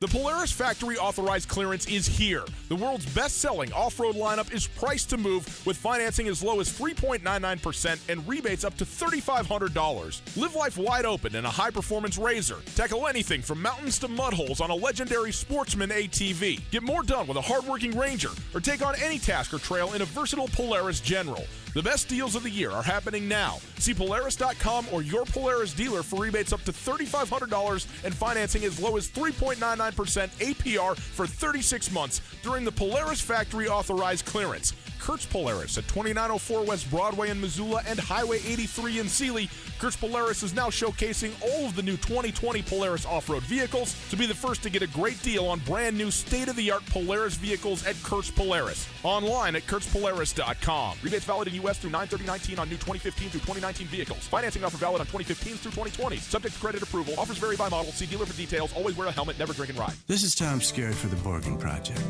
Each year, nearly 2 million children die from preventable diseases. Each day, 30,000 people die from hunger. 500 each hour are children. The Borgen Project is turning this around. We need your help. To learn more, go to BorgenProject.org. That's BORGEN project.org. If you are hurt or disabled, you may be entitled to benefits from an insurance company or Social Security. I'm Chris Helmer, an attorney at Clark Fork Law Offices. Our Missoula firm specializes in worker compensation, personal injury, and Social Security disability. There are many unknowns when injured or disabled. The other side is fighting hard. You should too. Call Clark Fork Law at 728-0168 for a free consultation or visit clarkforklaw.com. Again, 728-0168. ESPN Radio for Western Montana. KKVU HD3 Stevensville and 102.9 FM on K275BS Missoula. ESPN Missoula Sports Center. Though we're in the middle of the football season, basketball officially got started yesterday. How you doing? Ryan Tootell, Colton Nuanez. Here's some sports news for you. With the conference football season set to start Saturday, it was the basketball season that took center stage yesterday with the first official practice of the year for the Grizz, Lady Grizz, and Montana State clubs. The teams have been practicing in a limited capacity since before school is back in session, but the NCAA only allows coaching for 4 hours per week prior to the official opening of basketball season, which was Wednesday. The first game of the season, if you're looking, if you're wondering, first week of November. High school football weekend gets started tonight with a huge AA clash. After Missoula Sentinel went on the road and beat previously undefeated Helena Capital last week, Spartans will be asked to repeat that tonight against undefeated Butte. The Bulldogs are quarterbacked by Montana State commit Tommy Malott and are coming off a 55-28 win over Kalispell Glacier. Sentinel led by future Grizz running back and safety Jackson Lee. Both teams 4-0 entering the matchup. Also, tomorrow, the Class A match of the year takes place in Hamilton as the Bronx host the Bronx of Frenchtown. Hamilton suffered their first loss last week at Dillon, 26-25. While Frenchtown, they're undefeated. The Battle of the Bronx kicks off at 7 p.m. Also, a big Class B matchup, 4-0 Red Lodge versus 3-1 Huntley Project. This ESPN Sports Center is presented by Clark Fork Law.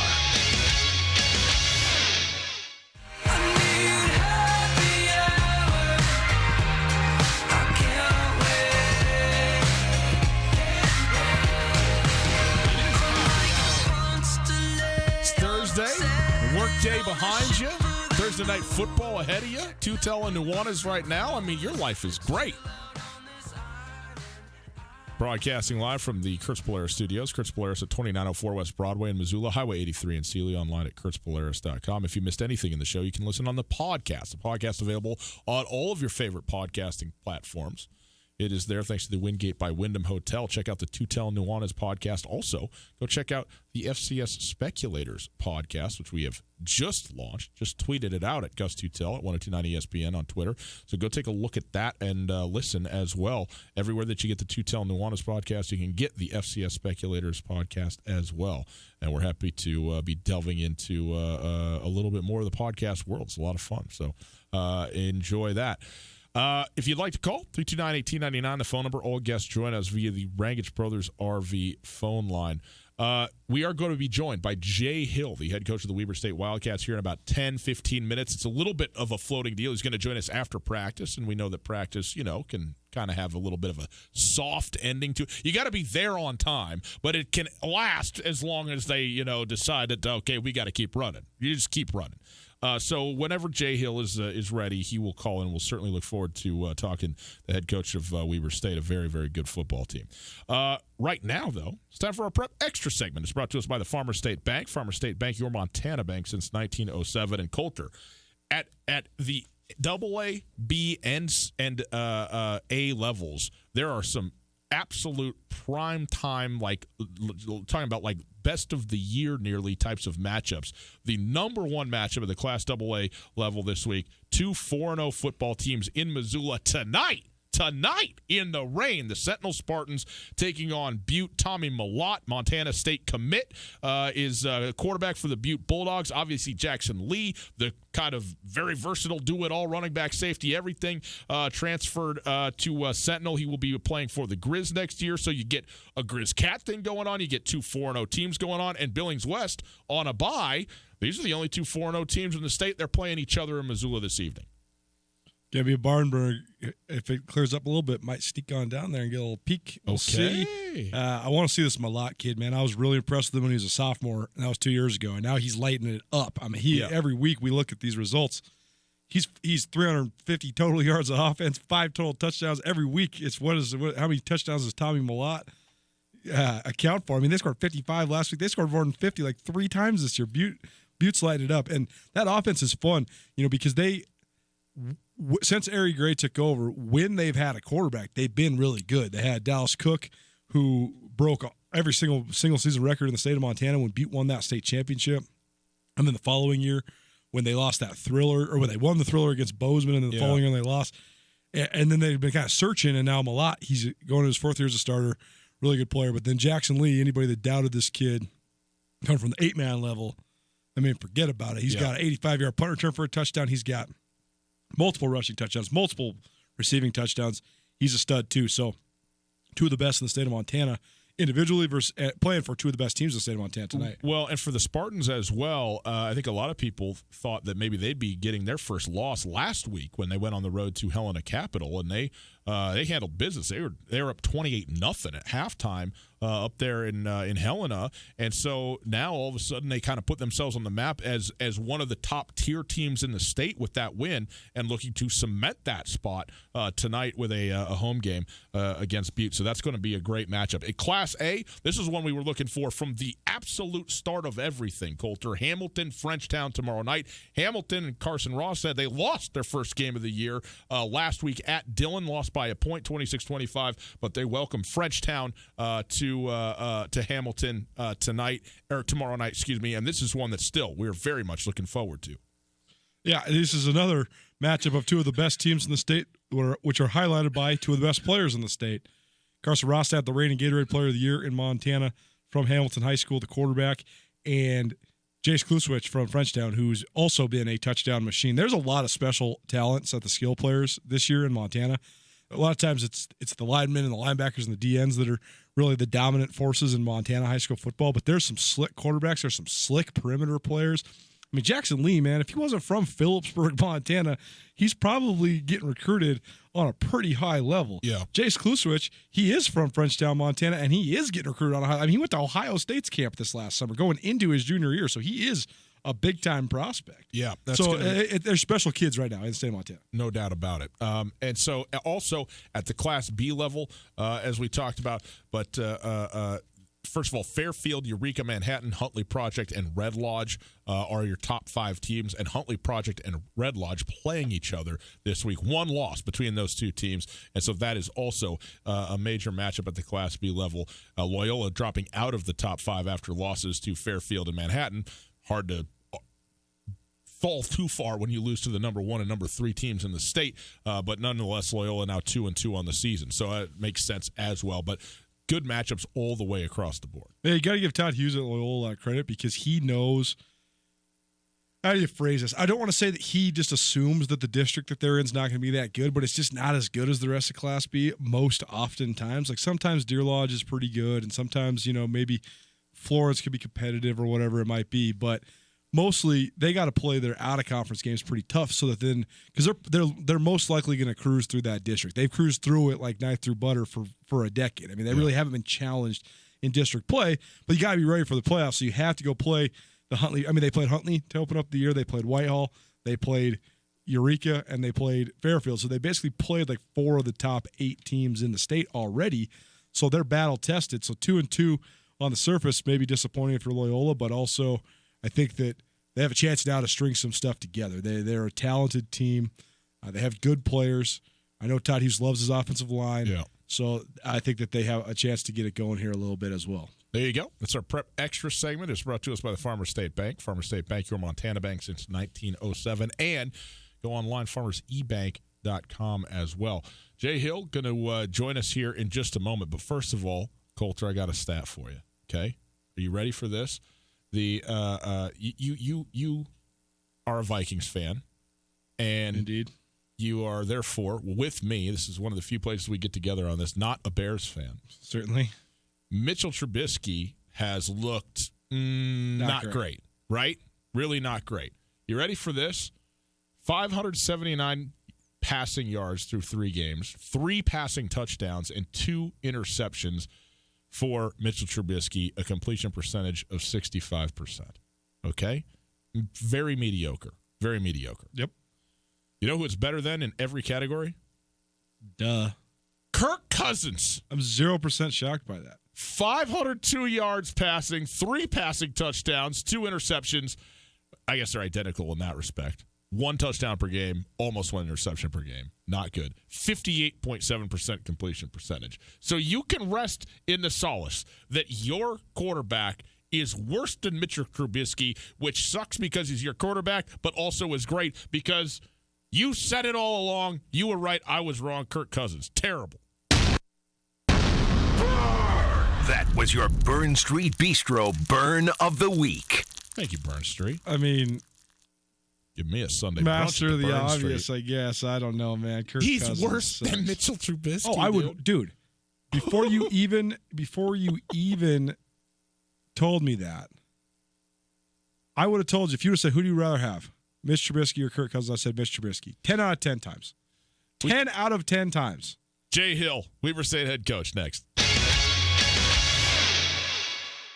Northern Rockies Financials, Brian Salonen, Nick Tabor, and Jesse Ramos are happy to announce their alignment with Westpac Wealth Partners. With Westpac, you can expect the same great customer service, trusted expertise, and sound planning strategies enhanced by this partnership with one of the fastest growing financial organizations in the United States. From helping you plan your will to providing you with peace of mind that your wealth is secure, our experienced advisors want to learn more about you today. To schedule an appointment, call 406-728-6699 today. Westpac Wealth, striving to make your world more tax efficient. Hey folks, Ryan Tootell here, and I'm with Josh from the Advocates Injury Attorneys. Josh, if our listeners have been injured in an accident, how can you help? We're here to help you after a car accident by negotiating with insurance companies, recovering lost wages if you have any, and even getting you into a rental car if you need one. Call us today for a free consultation, and we'll get started helping you right away. If you need help, get a hold of the Advocates. Call Josh at 640-4444 or online at montanaadvocates.com. You deserve an advocate. If you're looking for a charming neighborhood hideaway, come into Katie O'Keefe's. Located in the corner of the Stevens Center, Katie's has an inviting atmosphere with ample parking in a location that's easy to get to and hard not to love. With drink specials every night of the week, including Tequila Tuesdays and Whiskey Wednesdays, offering $3 premium cocktails. Katie O'Keefe's is the welcoming, warm hangout you've been looking for. Come in to Katie O'Keefe's, where the drinks are always cold and the people are always friendly.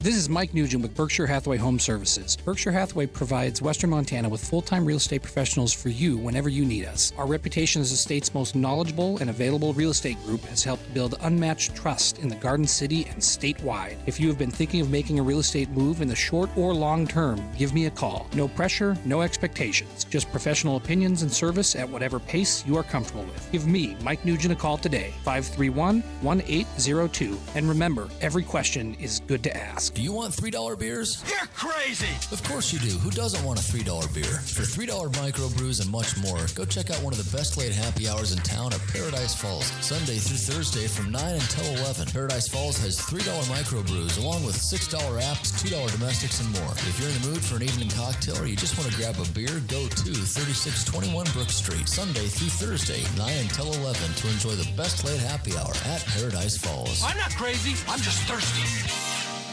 Are you interested in putting solar panels on your roof? Do you want the latest on Montana's renewable energy policies? The Montana Renewable Energy Association is a leading voice for renewable energy education and advocacy in Montana. From community-based clean energy events to advocating at the Montana legislature, they work to ensure Montana's future is powered by the sun, wind, and earth. Find out more about MREA and join as a member by visiting montanarenewables.org or calling 406-214-9405. ESPN Missoula Sports Center.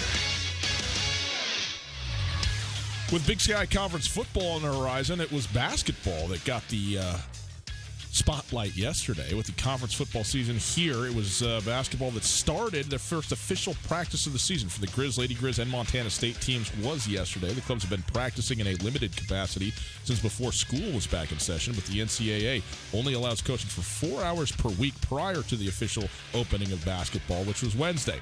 The first games of the season, they'll take place the first week of November. The high school football weekend gets started tonight with a huge AA clash here in Missoula after Missoula Sentinel went on the road a week ago to beat previously undefeated Helena Capital. They're back home trying to repeat the task tonight against Butte. The Bulldogs, quarterbacked by Montana State commit Tommy Malott, and they're coming off a 55-28 win over Kalispell Glacier.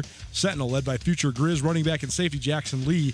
The Spartans, like the Bulldogs, 4-0. Also, the Class A matchup of the year takes place tomorrow as Hamilton hosts Frenchtown. Hamilton suffered their first loss of the season last weekend at Dillon, 26-25, while Frenchtown is undefeated. But Carson Rostad, the Montana Gatorade Player of the Year, still the Hamilton quarterback. The Battle of the Bronx kicks off at 7 p.m. tomorrow. Also tomorrow, 4-0 Red Lodge versus 3-1 Huntley Project, the matchup of the weekend at the Class B level.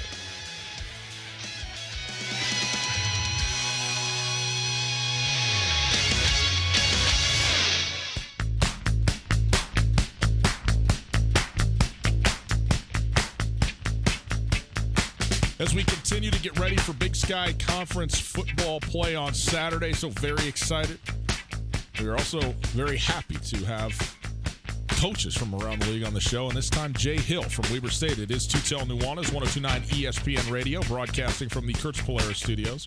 Kurtz Polaris at 2904 West Broadway in Missoula, Highway 83 in Sealy, and online at kurtzpolaris.com. We go now to the Rangish Brothers RV phone line, and we welcome in the aforementioned head coach of the Weber State Wildcats, Jay Hill. Coach Hill, thanks so much for taking some time out after practice. I know it's busy, especially heading into conference play, although you don't have a conference game this week. Still a huge game for you against Northern Iowa, but thanks so much for being here. How are you? We're doing great. Excited about this game, and it's always good to join you guys. It's certainly great to have you. It is also odd. I mean, for all the asymmetry that the Big Sky Conference has, everybody's playing conference football except for the Weber State Wildcats, who have a nationally prominent game against Northern Iowa. I know you take this thing 1 week at a time, one team at a time, but is that odd to think about the rest of the conference basically playing conference football and you got the Panthers? Oh, not really. I mean, that's college football. Everybody's going to play their 12 games this year, and where they place those 4 non-conference games, I mean, it is what it is, and I'm excited to see how the league pans out this week. And we obviously have a huge one for ourselves, so it's a big week of football within the conference. Once every only handful of years do you get the extra game, the 12-game schedule at the FCS level, and I know that a lot of teams around the league use that to play maybe an extra bye game, an extra money game, extra FBS matchup. You guys played two different FBS schools yourselves, San Diego State and Nevada, fought hard in both of those games. And then you played a conference school in a non-conference game with your win over Cal Poly. So take us through your non-conference so far. What have you thought of the way your teams have performed? I know reading and watching you after the Nevada game, I know you guys maybe thought you let some stuff slip away there, but you have to be pretty proud with how the defense has played so far. What's your evaluation just 3 games in so far for Weber State? Well, a lot of good and a lot to clean up. I think we've missed a lot of opportunities. And, in the San Diego State game, we had a kickoff return for a touchdown called back. We had a trick play late in the fourth quarter that was wide open that takes the lead, and just missed opportunities. And then, the Nevada game was one after another after another. And to be the great elite team that we want to be, we've got to make those plays. Now, I will say this. Those were 2 upper-level Mountain West teams, in my opinion, and I think they're both going to have good seasons this year. So I think that fares good for us within the Big Sky, that we've been battle-tested against good teams, and now we just got to find a way to pull those games out when we get into those tough grinders like we've already had this year. Coach, Weber State, you've gotten your team and your program to a place where it's a national brand, and you've been outstanding, not just in the Big Sky Conference, but in the country at the FCS level. When you go play a team like Northern Iowa, and it's kind of the final game and the Big Sky Missouri Valley Challenge and all that, how much of that consideration does that make in a game like this, where, okay, this is to continue what you've already built in terms of the national profile of Weber State? No, this is huge to me, to the program, to the university, to the Big Sky Conference. In my opinion, this is one of the biggest games of the year now, because we're trying to make a statement against a team that I think is one of the better Missouri Valley teams this year. Their rankings say that. And we have a high ranking. They have a high ranking. This is going to be big when it comes down to decision time on how many teams we get placed in the playoffs at the end of the year. We need to fare well. We need to go out and play great this weekend. I know conference play doesn't start for you guys for a little bit, but have you gotten a chance to maybe look at the overall shape of the league yet? And if so, do you have any thoughts on just the Big Sky race and what it might be like this year? Well, it's so early. If anyone tells you they can tell what the race is going to be, they're crazy. Well, especially in this league, right? Well, yeah. You could start 3-0, and everyone thinks you're great, and then go lose your last 5. And you might be a team that's considered to be one of the bottom teams in the league, and then at the end of the year, it was one of the best teams. And every year that happens. And so I don't place anything. I don't put much stock into anything until late in the year. I will say this. I think Cal Poly is a legit Big Sky team this year. Haven't played those guys. They're tough. The offense is better. I think that quarterback's doing a great job with their offense. They're going to beat some good teams in the league this year. Jay Hill joining us, head coach of the Weber State Wildcats. Jay, every team in a conference like the Big Sky is going to have different things that are advantages and different things that are not advantages for them, especially when you talk about the geography and just the size and the scope of the footprint of the conference. What is to Weber State's advantage about where you are in the state of Utah and in Ogden? What can you do that maybe other schools aren't able to do, whether it's recruiting or just whatever that might be? What's great about Weber State for you? Well, I think the most important thing is our ability to recruit. We have an international airport right close to us. The city of Ogden sits right in the middle of the Big Sky Conference. And so we've got a footprint where we can recruit Washington, we can recruit Oregon, we can go all the way down to California. And we got close ties to Arizona and Las Vegas, where some guys, for the northern schools, to get a California kid, they got to bypass us and 2 other schools to get there. We're a little bit closer to home for them. I think that's a big advantage. We're in a little bit bigger market than some of the places, so as far as boosters go and finances and things like that, we're for sure up there with the tops in the conference. And, our new facility that we just built is a tribute to what I just mentioned. And So I would say that's probably the biggest strength is recruiting. We got a good base of FCS caliber kids in the state of Utah. So anyway, I think that's probably our biggest strength. Talk about that element of it, because you guys now, with your on-field performance, winning the Big Sky multiple years in a row, going to the playoffs 3 years in a row, you've established now consistent success in the win-loss column. But then off the field, too, like you said, you guys just opened this beautiful new facility. You guys have added an indoor practice facility, a beautiful new scoreboard. So it seems like the facilities and the resources are there as well. Those two things go hand in hand. But talk about how. I mean, how much has the off-the-field stuff helped the on-the-field stuff, and how much does on-the-field success help then when you're going trying to sell the program to kids? It's both. There's no way we would have these facilities and the upgrades and stuff that we've acquired without the success we've had the last 3 years. So, I mean, that's kind of what kick-started it. But like I say, you also have to live in a place where there's those resources to be had. And we've got people within the Weber County that Ogden sits in that there's a lot of finances available, and we can go out and raise funds, and we got a population base to where we can continue to grow. And I think, quite frankly, we're just scratching the surface on what this program can become. Well, you're telling me there's not tech stock in Pocatello? They can't just build it up? Hey, Coach, I'm always curious about this because you have taken Weber State, when you first took over and built this program year by year into a place where it is a national brand, as Coulter was saying. But is there a difference or is there a shift in building a program up to a point and then where you turn the corner and you have to maintain it? And here you are at number 5 in the nation. What's it like to come into a season with expectations and a program that you expect to go a long way into the postseason and so forth? How much different is that from just trying to get better each year, so to speak?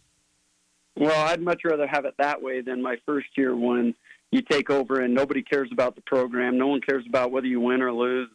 Quite frankly, no one knows. And that was no fun. And so now the higher expectations are more fun. The investment from the university and the community into what we're doing makes it so much better. And quite frankly, we want to be considered one of those top teams in the country. And I don't think the stress of having to win national championships has held North Dakota State back. Right. I don't think it's held South Dakota State back or Eastern Washington, who's been up there all these years. And, and it's not been very long that Montana for 20-something straight years was right there. So, I mean, that's what we want. That's what I think we can continue to maintain. But, again, we got to do it. This 2019 team hasn't done anything yet. We got to go out and we got a big one this week where we got to go prove what we're all about. On that North Dakota State note, I think that's an interesting deal. I mean, obviously, because they have been so dominant, but what do you think of just the dominance that they've had? I mean, what is it going to take for Weber State or anybody else in the country to be able to catch NDSU when they've had so much success like they've had this decade? Well, you've got to establish a home field advantage that's going to take you through the playoffs, kind of like they have done. When they get teams at home through the playoffs, and they got home field advantage all the way throughout, they're going to be hard to beat all the way to Texas because they're so good at home. And we've come close to that here. I think we're 21 and 3 in the last 24 games at home or something like that. But the reality is, you're going to have to establish a home field advantage and then maintain your home to be great like they are. And that's what Montana had all those years. When teams had to go up and play those guys in the cold late in December, and Montana fans would show up and there'd be 25,000 people in the stands. I mean, that's what playoff football is all about. And I think for someone to overtake them, it's going to have to be that atmosphere. And James Madison was that way 2 years ago when we went out there. They had a great atmosphere late in December. I really believe that the teams that are going to get there consistently are going to have that kind of program and that kind of support. Again, in the midst of a season, I know you're not really thinking about anything but Northern Iowa right now, but the Big Sky is so interesting just in general as a league. It's just so competitive. It's so unpredictable. And so we've asked each of the last couple of Big Sky coaches we've had. I had Tim Walsh on already this week, Jeff Choate, Bobby Houck. Who's a player or two that keeps you up at night when you're thinking about them, preparing for them? Somebody that's an intriguing player in the Big Sky Conference. Well, I know one thing. I don't know about right now. I mentioned him. That freshman quarterback at Cal Poly is going to keep people up at night for the next 4 years. Totally. And, the kid at Montana State, I should know his name. Troy but the kid at Anderson. Montana State, Troy Anderson. I mean, when you're playing that kid and you got to deal with him on defense and offense and special teams, and I mean, he's obviously special. And the quarterback at Montana's putting up big numbers. In Idaho, that kid just had a big game. Obviously, the quarterback at UC Davis is scary, and the quarterback at NAU is scary. There's the running back at Sac State that will keep you up. I mean, there's a lot. Every team's got one or two that, quite frankly, if you don't do a good job of dealing with them, they can gash you. And we feel like we have those guys. You know, Rashid Shaheed's that way. Josh Davis is that way. Now Kevin Smith is back healthy finally, and he's that way. And that's part of what makes the Big Sky so scary is everybody has a couple of guys. What other guy we got to ask you about, because I think that it's been so fun to watch him after watching him dominate the league like he did, and now in the NFL, anybody that was associated with the Big Sky Conference, they are not surprised by Cooper Kupp's success because the guy was he was the best. He was the best ticket buddy could buy in the league. You knew you were getting 10 catches for 150 yards and 2 touchdowns every single weekend. But now he's doing that in the league. He had over 100 yards and 2 touchdowns last week in the NFL. So when you see a guy like that translate that success on the field, it must give you some solace as a coach. Hey, we couldn't stop him, but neither can the NFL guys either. Well, Cooper Kupp was special in this league for 4 years, and we had the best example of Cooper Kupp. We played him up there the first year we went to the playoffs, and my whole goal in play calling was to stop Cooper Kupp. And that year we held him to the lowest catches, the lowest yards, probably his worst game of the year. We outgained Eastern Washington that game, 17 first downs, more first downs than they had, and they beat us 14-13. And twice he split bracket coverage where we had him double teamed, and he scored both touchdowns and single-handedly beat us. And that's how that kid was. And somehow, some way, he was going to make the play to win the game, and that's what he's still doing in the NFL. Man, no doubt about it. Well, Jay, we certainly appreciate your time. I think this is going to be the only time that I'll be able to say this. The entire Big Sky Conference is rooting for Weber State this weekend. They want to win over Missouri Valley. And so certainly best of luck to you, though, this week. Coulter and I both have such tremendous respect for what you've done and what you continue to do at Weber State with your program, and always appreciate the time. So thanks so much for that. Best of luck against Northern Iowa and then going forward into conference play, all right? Yep, you guys are great. Appreciate it. Thanks, Coach. Thanks, Jay. Jay Hill. Bye. Jay Hill, head coach of the Weber State Wildcats. I mean, you can't necessarily. It's a fool's errand to sit here and start ranking coaches and who's the best and so forth, unless it's Bill Belichick and then everybody else. It's But I can say this: there's nobody doing it better in the Big Sky Conference than what Jay Hill's doing at Weber State. Man, I mean, he's just he's. It's so funny too, Coulter, too, because when we go to the Big Sky kickoff and you get not just 2 players, but generally 2 captains, guys who've been in the program for a long time, representing their universities, and therefore, if you have a veteran coach, kids who've been around their coach for a long time, and to watch the personalities of the players reflect the personalities of their coach, it's just almost across the board. Especially when they've been there for 4 or 5 years, right? Yes. Like now all the Bobcat guys sound like Choate. They're all they do. They all talk the same talking points. If you didn't notice, Jay Hill is a very matter-of-fact guy. I mean, we had Mr. Storyteller Tim Walsh on yesterday. We had Mr. Comedian Bruce Barnamon on Tuesday. Yep. And Jay Hill is he's very stoic. He's very straightforward. He's very, here is exactly what I think. Here's exactly what's good. Here's exactly what's bad. And his players are the same way. I know you experienced it firsthand. Some of the players for some of the schools, they're happy. They're dancing around. They couldn't be happier to be socializing, hanging out. And the Weaver guys, businesslike. They sit in the corner. They eat their food. It's amazing to watch. They eat a lot of food. Too. Well, they eat actually Rashid Shaheed. I mean, he was there too, and I mean, just couldn't have been a nicer guy. I had such an enjoyable time sitting with him. But they are. It is a funny analysis, a psychoanalysis, or whatever you want to call it. I mean, it's not that surprising, right? I mean, these people spend so much time together and listening to this one individual. I mean, you will assimilate just as a matter of human nature to the things that you spend time with, right? And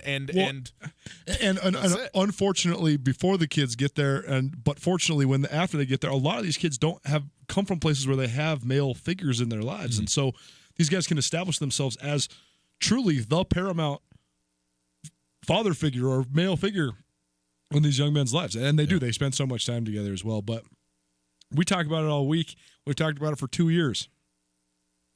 The variety that the Big Sky provides, whether you're talking about the matchups, the offenses, the schemes, the schools, the geography, the coaches, it's just so rich, man. You couldn't have more different guys. I mean, so many of the Pac-12 guys are so much the same.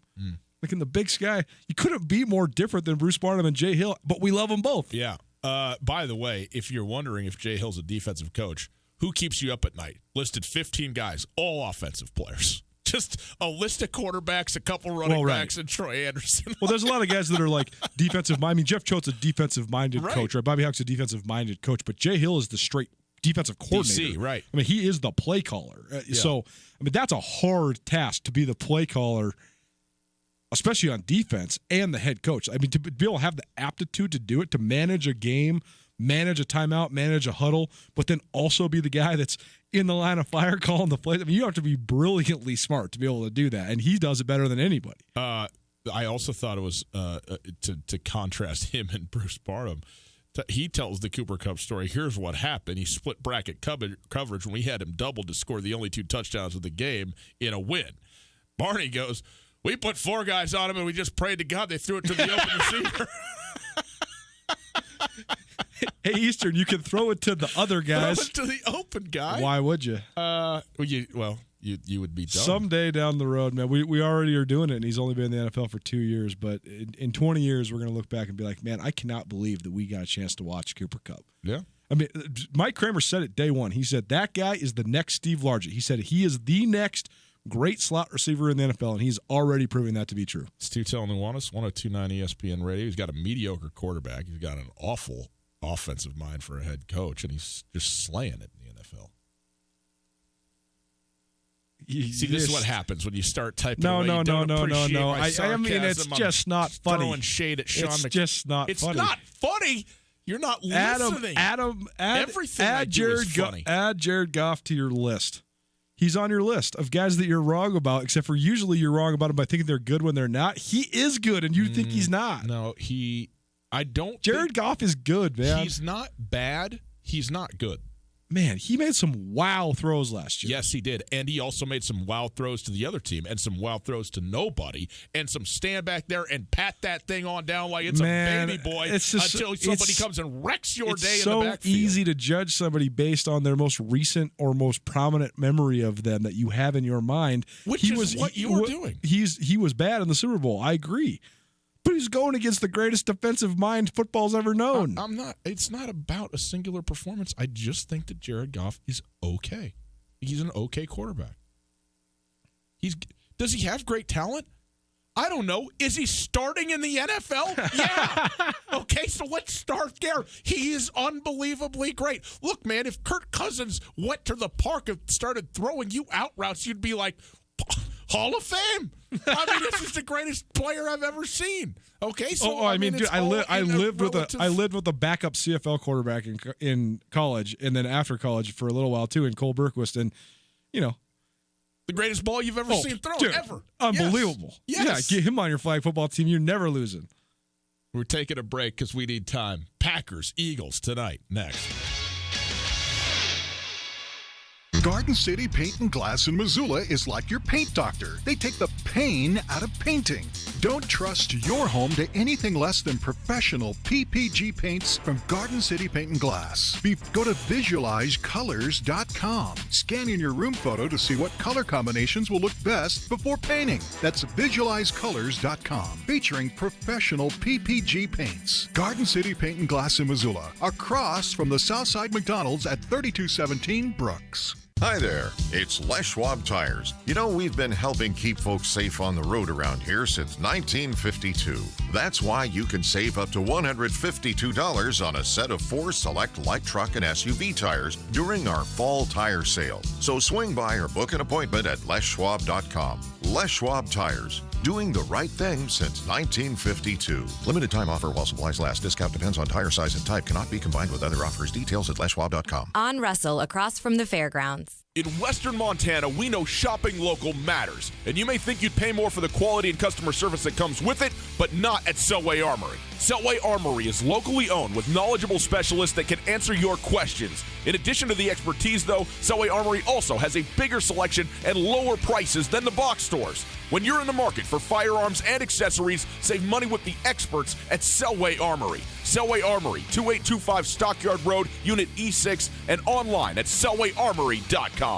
If you are hurt or disabled, you may be entitled to benefits from an insurance company or Social Security. I'm Chris Helmer, an attorney at Clark Fork Law Offices. Our Missoula firm specializes in worker compensation, personal injury, and Social Security disability. There are many unknowns when injured or disabled. The other side is fighting hard. You should too. Call Clark Fork Law at 728-0168 for a free consultation or visit clarkforklaw.com. Again, 728-0168. The big skies are open. Go wild with Opportunity Reward Checking. Go ahead, jump, dance, shout. Opportunity Reward Checking will make you do that. Go wild when you get your 1% cash back on qualified debit card purchases. It all starts with an Opportunity Reward Checking account from Opportunity Bank. Visit a branch today to get started. Then go wild and spend your 1% cash back however you want. Go wild with Reward Checking from Opportunity Bank. Some restrictions may apply. Member FDIC. The biggest reason fall is the Desperados' favorite season of all, the return of those wonderfully spirited UM students, of course. Okay. So football is the real reason the Desperado gets pumped about fall, but you can't have college ball without college, right? So this season, the Desperado is bringing the best of both worlds together with live broadcast of Montana college football and all your favorite college football teams, along with Missoula's best hot wings and coldest beer. Fall has arrived, and there's more than one reason to celebrate at the Desperado Sports Tavern on South Russell, across from the Y. Tootell and Nuanez. Listen to the podcast on the TuneIn Radio app or on iTunes. 1029ESPN.com.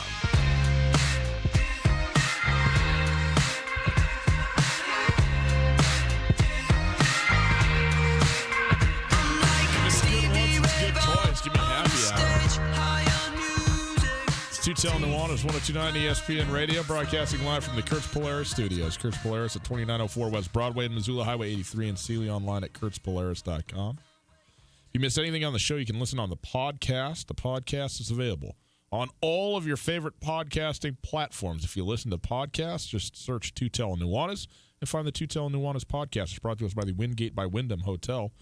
Hey, by the way, while you're searching podcasts, we got a new one. FCS Speculators, a betting podcast. You can go check it out and listen to Coulter and I give you all the inside info, the numbers, the over, the unders, the spreads, the lines at the FCS level. There's not a lot of information out there about that, so we do it starting with the Big Sky Conference, but also national FCS games and the like. So it's a lot of fun to do. We'll continue to roll with that thing each week, and it is up now for your listening pleasure. So go check that out. Coulter, what are you grinning about? I've just been following Antonio Brown on Twitter. Why? Bad idea. He's just lost it. Okay, we're not going to do this. I know we're not going to. Just go look. I can't believe that these guys do this in public. Like the exchange right now between him and Eric Weddle, like they're going at each other on a public forum. It's crazy. Anyways. I know you want to talk about your beloved Packers and their pending loss to the Philadelphia Eagles, so let's talk. Do you think so? You know, I really don't know how to prognosticate and predict these Thursday games because I think this is a really good matchup on paper. because I think that the Eagles have a lot of weapons, although they are missing a few currently. And I think Carson Wentz is a really good player. I think the Eagles, I know the Packers have shown great signs so far of being improved on defense, but I still think the Eagles have the better defense. And that said, though, you just never know when a team's going to come in and just completely lay an egg on these Thursday night games. we've seen a team that was a 10-point underdog win by 40, and we've seen other teams just win by 40, and we've seen we've seen some barn burners. There's been some great Thursday night games. If this game was a Sunday or Monday night game, I think this would be the matchup of the week between the Packers and the Eagles. I think there are two really good football teams. At least two good football teams early in this. It's too early for anybody to be really good, but you can be good 3 weeks in. I think they're both good. If this was a Sunday game, I would think that this would be a coin flip game, and it'd probably go to the home team. Green Bay is at home tonight. They're a 3.5-point favorite. The more I've thought about this, Coulter, here's the thing: fans can be insane. Are insane and often can be insane looking for reasons why their team's going to be good when their team absolutely stinks. But also there's fans that can look for reasons why their team's going to be bad when their team's actually good and always worried that the sky's going to fall, right? This is – I'm not even going to go there. Okay. But it's one of the craziest parts of sports fandom when your team is super good and people just don't believe it. You're just like, no. Like I've had so many Bobcat fans call me and be like, the sky's falling. What's happening? I'm like, what do you mean? You guys have won 3 games in a row. You're number 7 in the country. It's actually going great. Yeah. Right. Well, anyway, point being, I'm not. I am. If I'm anything, I am the guy who's more optimistic that my team's good even when they're not that good.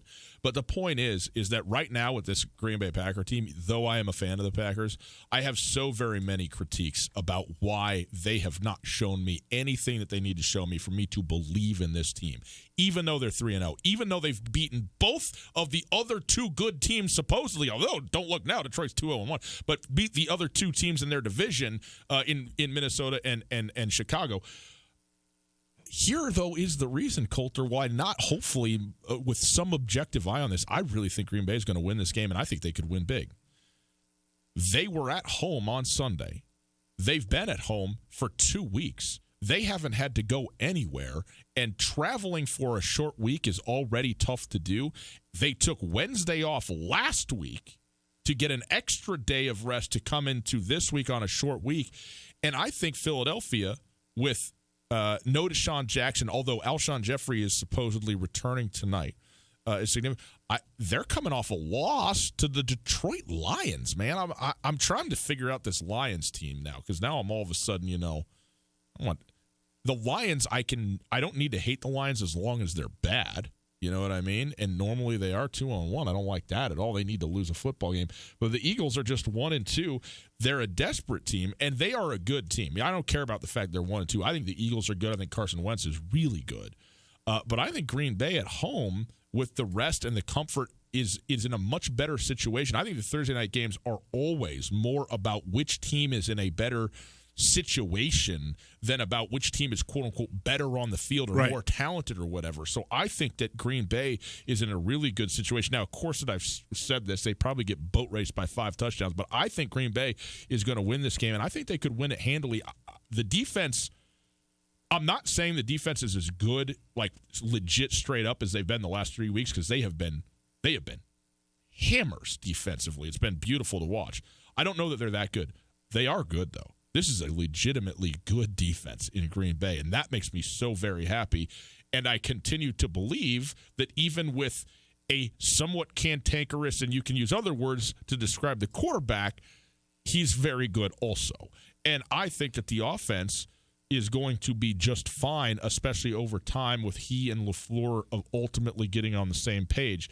And I think that could start to happen tonight. So I like Green Bay in this game, and I can't wait to watch it with you. What's the spread? 3.5 points. In Packers? 3.5 points in Lambeau. Yep, yeah. Green Bay is favored in this game. 3.5. Interesting. I think one of the undertold stories of these Thursday night games, too, it's a little bit, it's obviously several days less of preparation, but there's so many things that happen on an NFL Sunday that aren't necessarily full-blown, quote-unquote, injuries but that where guys are impacted so much that they probably wouldn't practice for the first 3 or 4 days of the week. If you have a week to get ready, you can still get ready on the back end of the week. If you don't have a week to get ready, then all of a sudden you might have a late scratch just for a specific Thursday night game. And we just never really know about those sort of things. Right. You never know when a guy's going to be either limited or completely out. Well, and that's, I will say, I mean, if you want to look for something for Philadelphia, Alshon Jeffrey returning tonight, obviously because he's their best wide receiver, but also because he didn't play on Sunday. He didn't. In fact, I think it was out 2 weeks. So, presumably if he's good enough to be healthy, he doesn't have the, quote, short turnaround that the other guys have, and maybe he's really fresh and looks really good. But I think Montana, I think Green Bay is in business in this game tonight, and I'm looking forward to it. And I think it is, again, I think this continues to be a huge stretch for the Packers, who after the win on the road at Chicago play 5 of their next 6 games in Lambeau Field. And on one hand, you think, well, that's great. You get off to but then imagine how many road games you got coming up the second half of the season. So you really got to make hay right now if you're the Green Bay Packers, and maybe it works out for them. But I do like this Eagles team. I think Carson Wentz is I know Carson Wentz is a real deal NFL quarterback who's a Pro Bowl caliber type of guy, but I just don't know if tonight is the night. And Philadelphia, if they do lose, they're 1-3. That loss last week to Detroit really hurt the Philadelphia Eagles. I don't know what's going on there, why they're losing to the Lions. That can't be happening. How much more palatable does Carson Wentz make the Eagles? Like, the Eagles were just one of those teams where I just didn't like them for no reason at all. I just didn't like them because they're just the Eagles. I just don't like the colors. I don't like the way that they look. I don't like the identity that they've always had. I just don't like the Eagles. But I do kind of like the Eagles now because I like Carson Wentz. Well, I mean, fair enough. I mean, what you just described is just the NBA. No doubt. But like some football teams, especially like some of the older football teams, have such lingering identities no matter who the players are. Yeah. The NBA is not nearly as much like that. No, it's true. I don't know. I like Carson Wentz too. I like Doug Peterson. I mean, he's a former Packer, for crying out loud. No doubt. So there's going to be a big Don storyline Draper for you. Jr., dude. He looks just like John Hamm. It's wild. Boys and girls, have a wonderful Thursday night. I know you will watching the NFL. Thanks for spending some time with Coulter and I. We'll see you tomorrow for a big Friday show, 12 for the 12s. And we will also have Dan Hawkins, head coach of UC Davis. We'll see you then. ESPN Radio, SWX Montana.